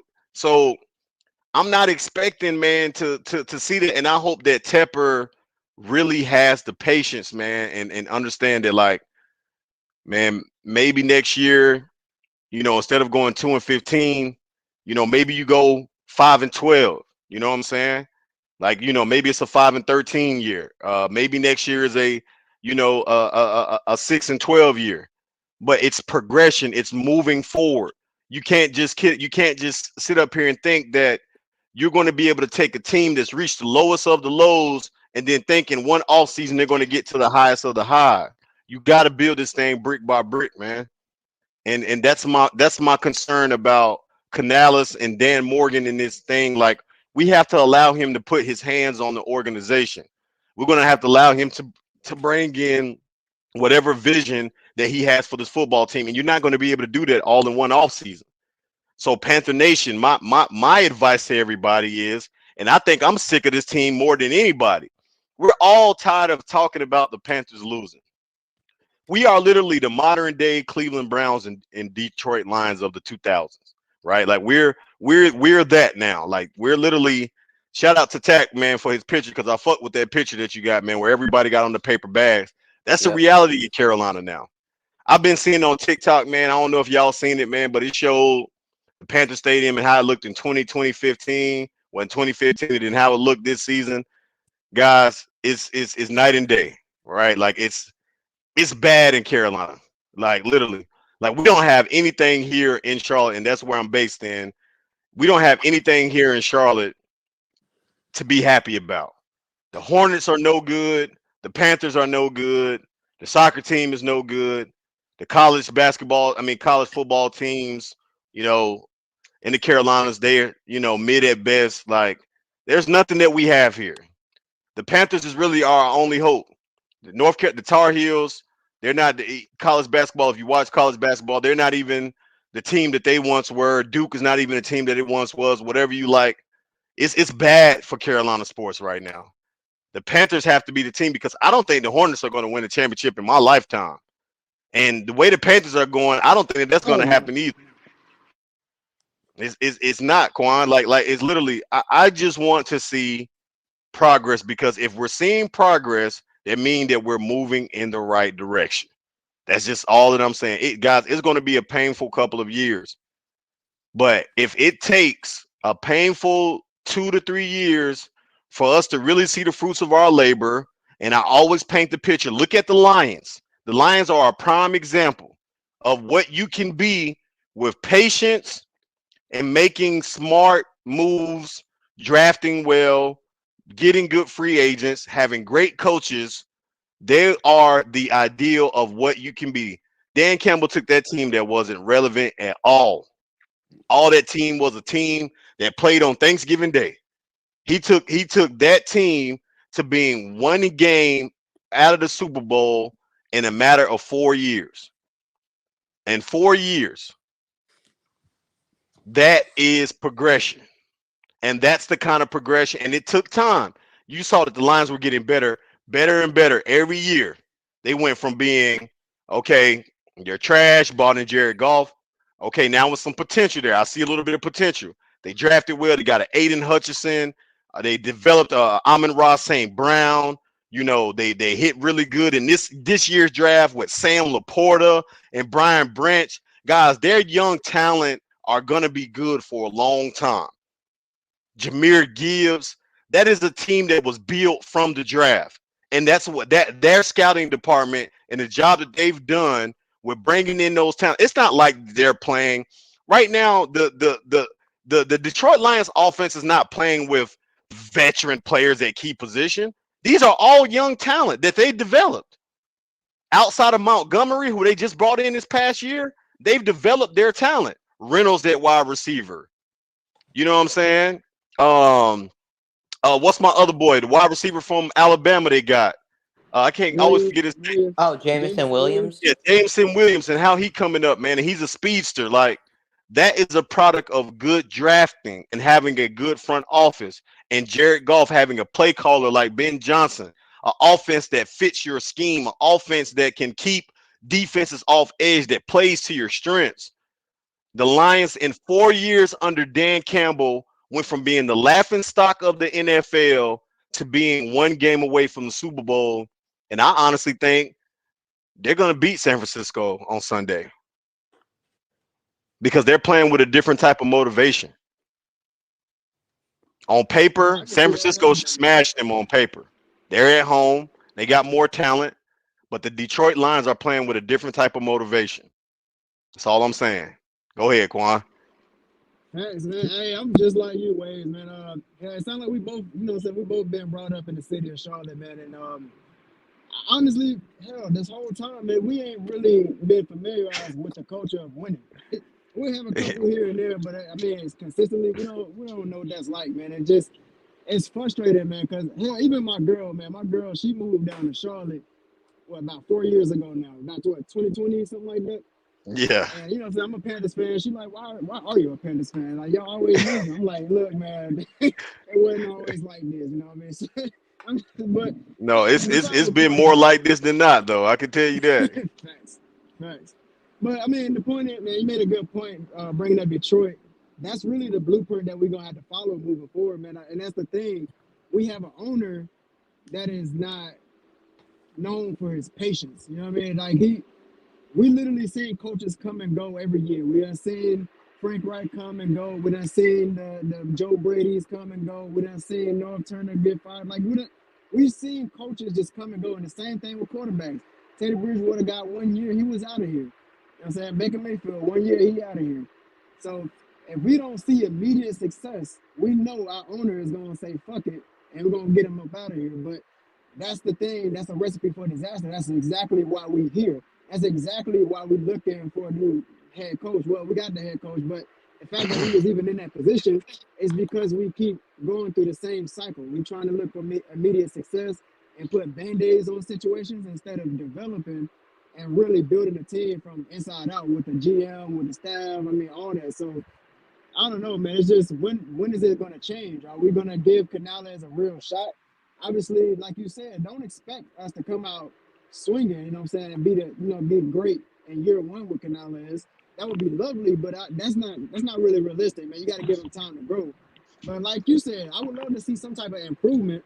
You know what I'm saying? Like, hell, going to 23rd, 22nd, like you said, in pass offense, or just seeing us put up points. Some type of points. You know what I mean? But we can't just keep going back and forth with this coaching situation. We can't just keep firing coaches and going player after player and just expecting us to be successful with a brand new regime. So I don't know, man. Yeah. It's just I don't know. When is the Panthers gonna get it, man? Yeah, man. And the question is, man, I just hope that we have patience, man. We got Big Bro in the building. Big Bro just pulled up to the stream. Big Bro, man, your thoughts on the Canales hire and what does it mean for the future of the Carolina Panthers? Listen, man. So me myself, I don't feel, either way with it. Listen, we finally got a coach. I'm happy that this dude Canales. From what I know, Bucs assistant. That he worked with Gino in Seattle. So hey, man, he our coach. You know what I'm saying? So I'm gonna get behind it. I know there was other names out there, but obviously, man, with the GM and they wanted to go ahead and get this coach thing wrapped up for we can really get started on the offseason. So I think what it means for us is that, hey, and we talked offline about this, long as Canales put the right guys around him, uh, and we make the right organizational moves from the top down, that's the only thing this way gonna work, no matter who the coach is. You know what I'm saying? So if he might be our savior, I don't know. Um, but again, it starts with making the right organizational moves, man, meaning building the roster, making the right moves in the offseason, free agency, the draft, and then putting it together on the field. So, the judge is being out on this guy. He a brand first time head coach, been the offensive coordinator, and he did good with Baker Mayfield, and Gino had a great year the year before last, this past season. So he may be what we need possibly. So man, I feel like, hey, let's see what he can do. Let's see what he can do, and we just go from there, man. And get the offseason work done. We're building this roster, man. Make our moves. Yeah. I mean, honestly, man, that's probably the realistic approach to this whole thing. I really don't know what's going to come out of this, man, but I think the next steps now, Quan and big bro CLT, is now it's time to reconstruct this roster. We gotta get this roster under control. We got to get this roster uh to a point where it's allowing Bryce Young to have success. You like, it's no more talking about the GM, man, no more talking about the head coach. It's time for these boys to sit down, evaluate the current status of this roster, who goes, who stays. It's time to make a decision, man, on that. And we'll start diving into the draft, man, and where we are.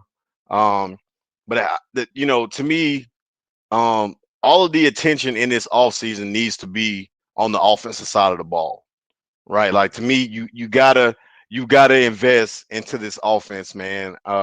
You got to bring some talent to this offense, man. Guys that are capable of you know um giving us a shot, man. Like, in today's NFL, man, like, we don't have a quarterback like a Patrick Mahomes that can take a team, that doesn't have a lot of wide receiving talent, man, and still get them to the AFC Championship. We don't have that kind of quarterback, man. That guy's just special like that, right?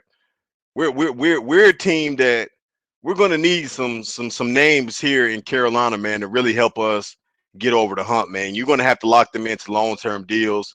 A bunch of young guys. I think Tack, man, he brought up a good point earlier um, about potentially, man, trading for like a Jair Alexander, moving on for Dante Jackson, signing, and signing the T Higgins. Those are moves, man, that can really jumpstart your franchise, and really help this team get to where they're trying to go. So, and again, there's some lot of good free agents out there, but I think, man, that you're gonna have to do that. You're gonna have to spend money, and if there's an opportunity for you to get back into the first round this year, like if there's an opportunity there, I think you got to pull the trigger, man. I don't think that this is an off season where you can really just sit back and be, um, shop at Dollar Tree. I think that this is something, man, that you're gonna have to have quality. You're gonna have to not only you're gonna have to spend money in free agency, you're gonna have to draft well too, man. Like we Yeah, we we need, got to hit on the yeah, draft. Got to hit on the draft, man. Listen, guys, this is not. We're not gonna be able to do everything that we want to do this one off season. no, you're Okay. not. So we got money in cap. We got cap room. So meaning we can go out and get some quality free agents to bring on board. If they want to come here, right? So that's where we start at. We start with free agency. Then you got the draft, right?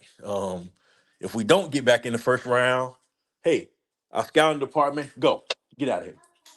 Our scouting department to hit on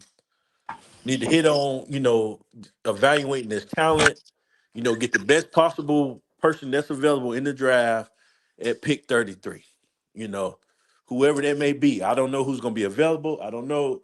We'll find out as when the time comes. But then we just gotta start beating. And again, man, I think Dan Morgan, he sat back and learned what from Scott Fitterer's mistakes. You know what I'm saying, and seeing what went well, what didn't go well. And I think he's gonna learn from it. But again, we got to start building it. We talked about this last year. It's crazy we talked about it again, but we got our franchise quarterback. So let's build this team around Bryce Young. With the weapons.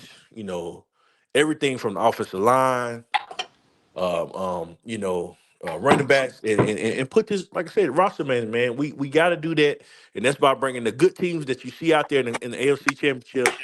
Those teams have a good mixture of young guys that's producing as well as veterans. That's the formula. That's the formula, man. You need a mix of both. You need some good young guys and some vets on there. You look at Detroit, man. Prime example. A lot of young talent that's on their first year deals. Where they drafted well, they hit. You know what I'm saying? They bought this past season brought David Montgomery in, a proven true vet who's helped Jameer Gibbs. They helped Detroit. He was solid this year. Jared Goff, they made the trade for him 3 years ago. He not panned out. But you need guys like that. Aiden Hutchinson, man. I mean, you can name a whole bunch of pieces that Detroit got with young guys and some vets. So we got one of the youngest teams right now. But we need to go out and spend. We got the money to spend, so ain't no point in holding on to it. Let's go spend the money, um, and make this happen, man. So that's the next step into this thing, man. I'm looking forward to what this offseason is going to bring and how we're going to build this roster. You know what we're going to do Definitely. with the current guys we got. So, listen, I'm still excited, man. I know it's bad this season. But I mean, we got the GM, we got our coach now, so we ain't no more guessing, ain't no more talking about it. Canales is the guy, Dan Morgan is the guy. So these two are tied forever, with the Carolina Panthers history. So, one can't win without the other. So, hey, let's see what they can do, man. This tandem can do. Right, man. How do you feel about Ejiro Evero, man, coming back as the defensive coordinator? I I know it would, hasn't. He's Yeah, under contract, so I would love for him to come back, man. Shit, I mean, I told you, on the previous pod, I want him to get the head coaching job. If he come back as the D coordinator, I would love, man. He did wonders with our defense. So if we can get him Yeah, back, I would love to have him.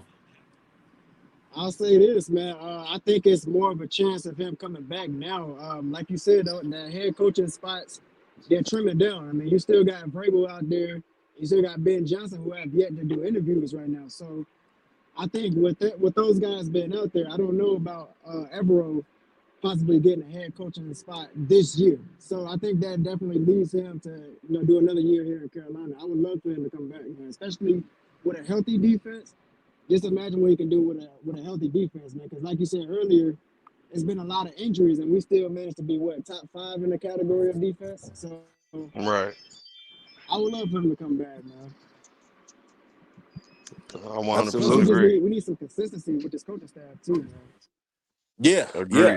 Agreed. But see, that's why I think Pepper did the way he did. He hired the GM and the coach at the same time.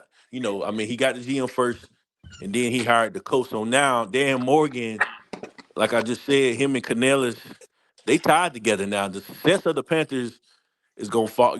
I mean, I was gonna fall heavily with them as far as what they could do over the next 3, 4 years, however long they be together.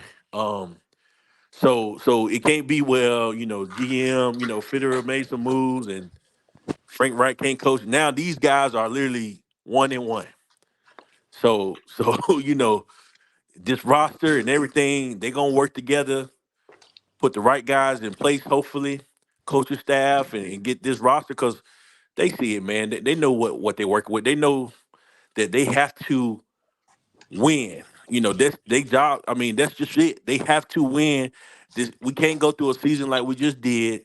So they know for a fact they job every week. What they do in this offseason, everything is gonna be tied to them winning. Yep. In my Definitely. opinion, this is the most important Carolina Panthers offseason we're ever going to see. Tech, tell us why, man. Why do you think that? Because if we get it right, it could lead to success that we've probably never seen since the Cam Newton era. But if we get it wrong, we're just going to be horrible for the next 5 years. So And I think that's the Well, biggest fear hey, for me, right? And like Quan, that's the biggest fear that I have, man. I'm scared. Like I'm not gonna lie to y'all, man. I'm so fucking nervous about this shit, man. It's like I'm not worrying about it, but at the same time, I'm nervous as hell, man, because it's like if this is not right, which I'm being optimistic about it, fellas. But if this is not it, man, like Tack said, man, it could be another 5 or 6 years before we see winning football, man. Hell, I'm gonna be in my fucking 40s by the time that shit happen. I Goddamn mean, Quan, I'm gonna be goddamn close to goddamn thinking about my pension plan, man. Like, and that means that well, these motherfuckers have been bad my whole life. I mean, the thing is, man. I mean, yes, could that happen? Absolutely, but again, we gotta be optimistic about it. And again, I always hope for the best. I try to see the good in the situation. Just like last year when we hired Frank Wright, I didn't want Frank Wright as a coach, Not at but I all. thought that he was gonna put the right guys around him, and we would be solid. So you just kind of hope for the best, and see what happened. Could this Yeah. be a setback? True. But hopefully, man, I that's pray to God the that they ain't gonna thing be a right setback. there, man. Yeah, let's pray. Sit up a prayer. We Go ahead, really Quan. rely. I mean, that's the thing right there, man. We just relying on hope and prayers and Yeah, optimism. yeah, yeah. We had a lot of that last year, man. Last Right. offseason, everybody was lit. We had a hell of a coaching staff, you know what I'm saying? We got a #1 draft pick, yada, yada. And, I mean, look what happened, like, honestly, we all got trust issues here in Carolina, man. I mean, and who can blame us, So honestly, all we have right now is hope. We don't know what Yes, we're gonna sir. get out of this new era of Carolina Panthers and Right. Canales era and all that. We don't know what we're gonna get, man. So yeah, I mean, I do agree to some extent. Like, yeah, we do have to have some type of optimism, but I Right. don't blame people for also being, what I'm saying, skeptical and having Oh, trust absolutely. issues. So Yeah. I mean, it's it's just warranted, all we man. It's have it's is hope, warranted. man. Yeah, it's definitely warranted, man. Because we experienced a bad area of football. What we ain't been to the playoffs since 2017. yep. 17. 2017. Yeah, 2017. God So yes, damn. it's our thoughts and feelings are warranted, man. Like, yeah, we we scared. You scared ways. I mean, listen, man. I That's am. always in the back of my head. But like my man just said, we gotta have some type of hope, man, that this is gonna be, the next coaching staff and next tenure that okay, we will get back to our glory days when we want, going to the playoffs every year. So that's what I'm hoping for. Cause man, like I'm sitting here, man, and I'm saying to myself, y'all, like, God damn, boy, this the like fourth head coach we done had in as many years. And like even when the news broke, man, it came across my phone because I'm sitting here saying to myself, man, God damn, man, four head coaches in damn near 4 years, and you haven't had a season, man, where you won over 7 games. Um, and then I'm thinking to myself, I'm sitting here saying, man, because like y'all, I do a lot of research, man, on not just the Panthers, man, but the NFL as a whole. And I'm sitting up here looking at these guys and looking at these candidates, man, and the people that was available and stuff. And I'm saying to myself that like I know it's not an attractive job. I know, a lot of people don't want to come here, and I can't blame, the top candidates for not wanting to come here because I probably, if I'm a candidate, I probably wouldn't want to come to Carolina, right? Like, and the reason why is, man, because the mess, it's a big mess. Like you have literally the least favorable odds against you for success out of all the teams that are out there. Like even if you look at, like, to me, the Atlanta Falcons are just a quarterback away. Like when I look at that, they're just a quarterback away. When I look at the Commanders, they have a bunch of young talent that they can build upon. If a team can maximize Sam Howell, they're going to be a good football team. You know what I'm saying? So, but then when I'm looking at the Panthers and I'm looking at our roster, man, and looking what we have, I'm saying to myself, like, man, do I really want to come here and set myself up for the kill? You know what I'm saying? Like I give Canales, man, for having the balls of even taking this damn job. You know what I'm saying? Because like literally, that the owner is he wants instant gratification. He wants to win right now. And the reason he wants to win right now is because he's losing money on this investment. You know what I'm saying? So he wants to win right now, man. So for him even taking the job, anybody taking this Panther job, listen, man, you got a lot of balls because this shit here, man. It's gonna take some time to build. It's gonna be a bunch of growing pains, and then, man, my fear is not only if we didn't make the right choice at coach or at coach or GM, but man, what if Bryce Young don't pan out to be what we all think he is? And now I believe that it's gonna happen. I believe that he's gonna be a good quarterback. I'm just hoping, man, that this regime, man, can really show that to the world, man, and bring out the best out of him. Because if we've missed, like literally, we really have a lot on the line if you really think about it. You have a potential chance here. You have to figure out in these coming years if you made the right decision at quarterback, if you made the right decision at coach, and if you made the right decision at GM. The three things that actually construct an organization, the Panthers don't even know for sure if these are the right choices. So that's what gives me anxiety about this shit, man, because you really don't know. Yeah, man, and that's a fact. I agree, man. I hope, and that's the thing, man. With Bryce Young, it's crazy. It's crazy, and I'm glad you brought that point up about that comparison with him and CJ Stroud. But it is crazy, with our home fan base that they already writing him off. They already saying he a bust and shit like that, which is beyond me, man. But I do hope he does pan out to be, at least decent. You know what I mean? It's, enough for us to win some games, enough for us to be competitive. Because if that don't work out, that's gonna set us back for another 3, 4, 5 years. And we're about to get a whole nother quarterback, and then it might be, what I'm saying. I think Bryce Young and Canales might be tied together from moving forward. So if Bryce don't pan out to be, be something, then we might be going to another head coach as well. So like you said, it's a lot at stake moving forward with this new era right here. And it's a lot of pressure too. You know what I'm saying? It's a lot of pressure, man, Absolutely. because I'm hoping, man, that Tepper really told Canales, man, that like, listen, man,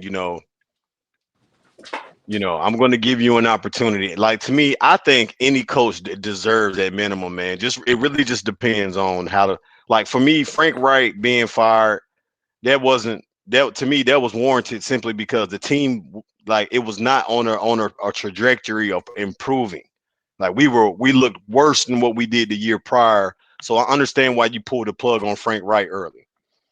Under Matt Rule, I mean, he had 3 years. You know what I'm saying? He had the opportunities to get it right, and I don't really think that he had the respect of the locker room. Man, that man was doing everything that he could to keep the team happy, man. Having field days, all type of shit, man. Like I just think that he doesn't happen. So my hope here, man, is that Canales can come in here with Dan Morgan, and I hope that Dan Morgan is a big voice in the locker room because I want my GM to hold people accountable too. I don't want just my head coach.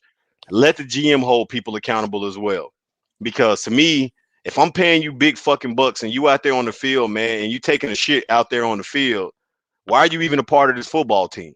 You get what I'm saying? Like, and Dan Morgan played with a lot of intensity, and I hope he brings that same kind of passion to his GM role.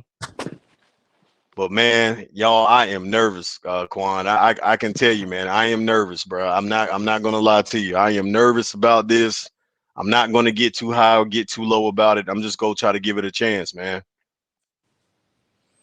That's Same really all here. we can do at this point, man. Yeah, so well, man, with that, man, we're gonna go ahead and get ready to shut this bad boy down, man. We've been on here for 2 hours talking about this stuff. So the next thing, fellas, man, is roster construction. Um, you know, uh, we're heading to that point of year, man, where scouts, we about to start getting into combine talk in about a month, and pro days and contracts that got to be signed and deals that got to be done, free agency. We're about to approach that point of the team, man. So now that the guys are in place, it's time for them to cook, man. These guys got to start cooking because this roster is in bad shape. Me personally, I think you have to attack the offense. I think you got to protect Bryce. You got to move Iquanu to guard. And you got to go get you a left tackle. You got to protect him, and then you got to go get him some weapons, man. I am this off season will be the off season where I'm investing a lot of my resources into improving the offensive side of the ball, getting bad contracts off. I'm getting rid of Terrace Marshall Jr. I'm getting rid of Ian Thomas. I'm getting rid of Miles Sanders. I'm getting rid of DJ Shark. TJ He was only Henderson. on. Yeah, CJ Henderson. These guys are gone in my books. Dante Jackson is gone. I don't know about Jeremy Chin. He was hurt last year, so I couldn't give him a fair assessment in Gyro's defense. But I know he's going to be up for a contract here soon. You got a decision to make on him. Honestly, I'm building that defense around Derek Brown. Like honestly, that's what I'm doing. I'm building our Facts, defense around facts, Derek Brown. facts. I mean, he just I'm had a Hall of Fame season, so Yeah, he did, man. The most tackles out of a defensive tackle in one season. I'm building my defense around Derek Brown. I'm trading Brian Burns. If a team gives me an offer I can't resist, I'm trading them. And if I can't, then I'm going to franchise tag him for 1 year. It's there's just a lot of question marks everywhere, man. But one thing is true, and I think we all agree on this call is that you got to improve the offensive side of the ball, man.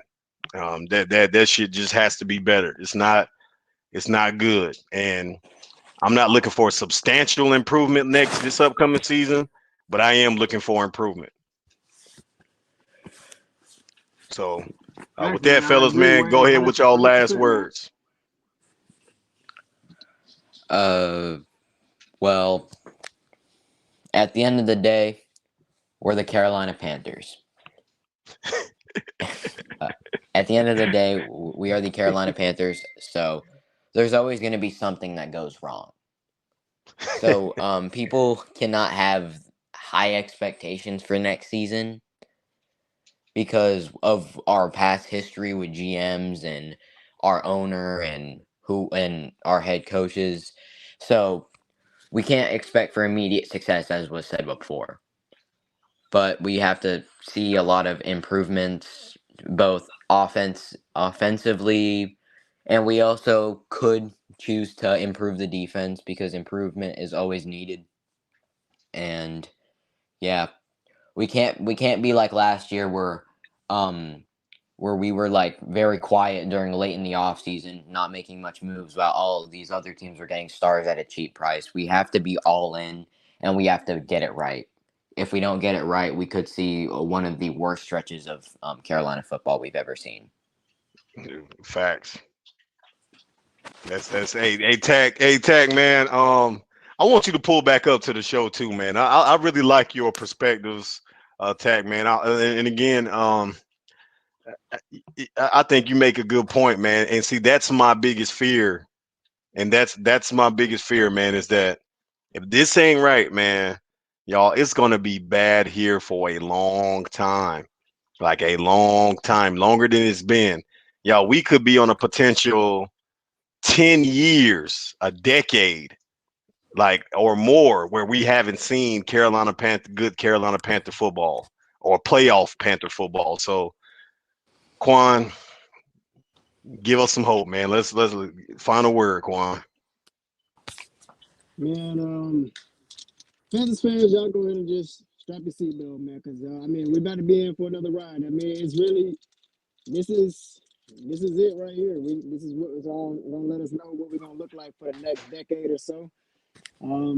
Hopefully we got it right this time. I mean, that's all I can say. Like I said earlier, all we have to run off is hope. All we got is hope. So hopefully they not, fucking us over again. And hopefully we can get a little bit of optimism and some kind of competition in the building, man. But we'll see. We'll see, man. I don't know. I don't know no more. Yeah, definitely, man. Yeah, if this fails, then we got to restart for real. Omar, what are you talking about, bro? That's what we are doing. This is a restart. This is a restart. And if it fails, I don't know, man. I might switch teams. I'm gonna keep it real. Waves, real shit, Hey, Waves. I was telling my Quan. brother the other day. Hey, Quan. When Hey, we was look. watching playoffs, man. I've given I this said, team my whole entire life. My entire life, I was raised with this football team. I've embraced this team, and I haven't given up. I have not even turned a fan. But y'all, I don't know if I can take another era in Carolina after this one. I don't know if I can handle it, guys. This shit might be a Kansas City Chiefs podcast in the next 3 years. Like, like I'm not gonna real lie to shit, you. though. Real shit, man. Hey, I look. I wouldn't switch teams to a team in the NFC South because that'd just be dirty. But y'all, this shit might be. Look, y'all might see some goddamn Buffalo Bills or Kansas City Chiefs shit up here real quick if we don't change, man. And I wouldn't give a fuck what y'all call because I've given this team all of my life to get it right. Like I would give this team all. I've given this team all of my life, bro.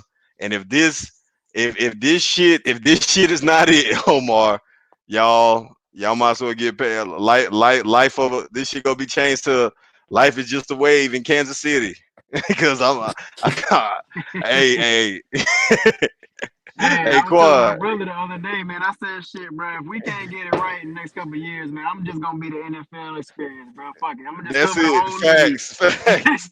Like you said, bro. Like we done gave our whole life to this team, man. I mean, hell, and we ain't getting no younger. So shit, Right. man. You feel what I'm saying? Trying to see something change, man. I gotta start feeling good about like my team has not won a Super Bowl, man. I do not want to be in my fucking 50s or 60s before I see my goddamn team win a Super Bowl. I want to know how it is to be a fan of a team that won a Super Bowl, man. Like I want to know how it feels. Like man, my one of my best friends is a Ravens fan, man, and when they won the Super Bowl that year back in 12 when they won that Super Bowl, man. Bro, that shit was the best. He said that shit was the best fucking feel. I want to experience that. I want to go to a Super Bowl parade. I want to be able to celebrate and talk shit about my team being on top. And I can't keep giving the Panthers all. They've already taken majority of my younger years, and they about to take majority of my middle age years. I can't keep giving this team decades and decades of my life, man. So, hey, guys, if we don't see results here in the next 3 years for the Panthers, guys, I'm telling you, man, this shit go change, man. I might have to jump ship. I can't, and I wouldn't feel bad about jumping ship at that point, man, because hell, think about it. If the team came in 1996 and I'm in my 30s, you do the math. That's my whole life. I've been supporting the Panthers. I haven't changed. I've been here through the worst of the worst and the best of the best. I've been supportive, man, but I can't keep giving this team, keep giving them the way, and they're not giving me shit in fucking return. I just can't do it, man. So this might be the last regime, man, for the Panthers to get it right for me, man. I hate to sound like that, y'all. I know that shit sound bad, man, and y'all can stamp it or bookmark it or whatever the hell you want to do, but listen, man, I've given it my all, man. I can't take no more heartbreak, man. I can't do it. So, but look, man, y'all make sure, man. I appreciate Quan pulling up to the channel, man. Go and check out his channel if you're not subscribed to it already, man. The Panther Experience with Uncle Quan. Go and support his channel right now if you haven't subscribed to it, man. Great content, great creator, man. Knows what he's talking about. Die-hard fan. Always a blessing, man, when you come up here on the channel, brother. I appreciate you being up here, man. I always enjoy myself, man. I appreciate you having me. Hey, in the chat, make sure y'all subscribe to Life is Just a Wave podcast, man. Make sure you hit that like button already if you definitely if you still in the building. And yeah, y'all stay tuned, man. Hit that notification bell so you don't miss the next live, man. Definitely. Quan, are you doing anything tonight on yours? Me and Doug thinking about doing something live, so I'll let you know. I'll let you know. Yeah, let me know. Let me know. Keep me posted, man. Keep me posted. Oh yeah, no doubt. We hurt your fans' feelings. Hey, Supernova, man. Look, I only got about a handful of more years. I can keep taking it, man. Attack. Yes, sir. Pull up to. Matter of fact, you on Discord, Tack? Not that much active on Discord, but I got an account on Discord. Yeah. Find me on there, bro. I'm gonna put my info on there, man, because I want you to pull back up to the channel, and I want to let you know. Well, if you subscribe to the channel, man, and you live, and you have your notifications turned on every time that I go live, but I'm still going to give you my Discord info, man, because I really appreciate you rocking out the whole time here, and I really love, man, your perspective and energy that you brought here today, man. But if you look me up on Discord, man, my name is just Waves on there. Waves. Yeah, WAVEZ. Hold on, let me. Yeah, it's Waves number 8970. Waves number 8970. Waves number 870. Yeah, 8970, bro. Send me a message, man, or request a friend on there. Because I want to chop it up with you, man. Because I really like the energy you brought today, man. I appreciate you for pulling up here for real. What was the number again? 8970 Waves, pound 8970. 8970. Yep, WAVEZ, number 8970. Any uppercase? No, it looks like it's all lower. Okay. Let's see if you can find me on there, man. Send me a message. If not, you should be able to find me, but if you're having trouble, definitely keep the notifications turned on, man. Every time I'm gonna go live, I'll probably right now, man, things probably with news coming out left and right. I probably will be going live again. Everybody, please make sure to check the community section. I'm posting ton of information in there, at least 2 to 3 posts a day or every other day in there about just news that I'm finding. Like I said, guys, I'm always researching, always trying to figure out what's happening here in Carolina. So make sure you guys take a look at that. And like Quan said, man, y'all hit the like button on this video. If you're new to the channel, please make sure you subscribe, man.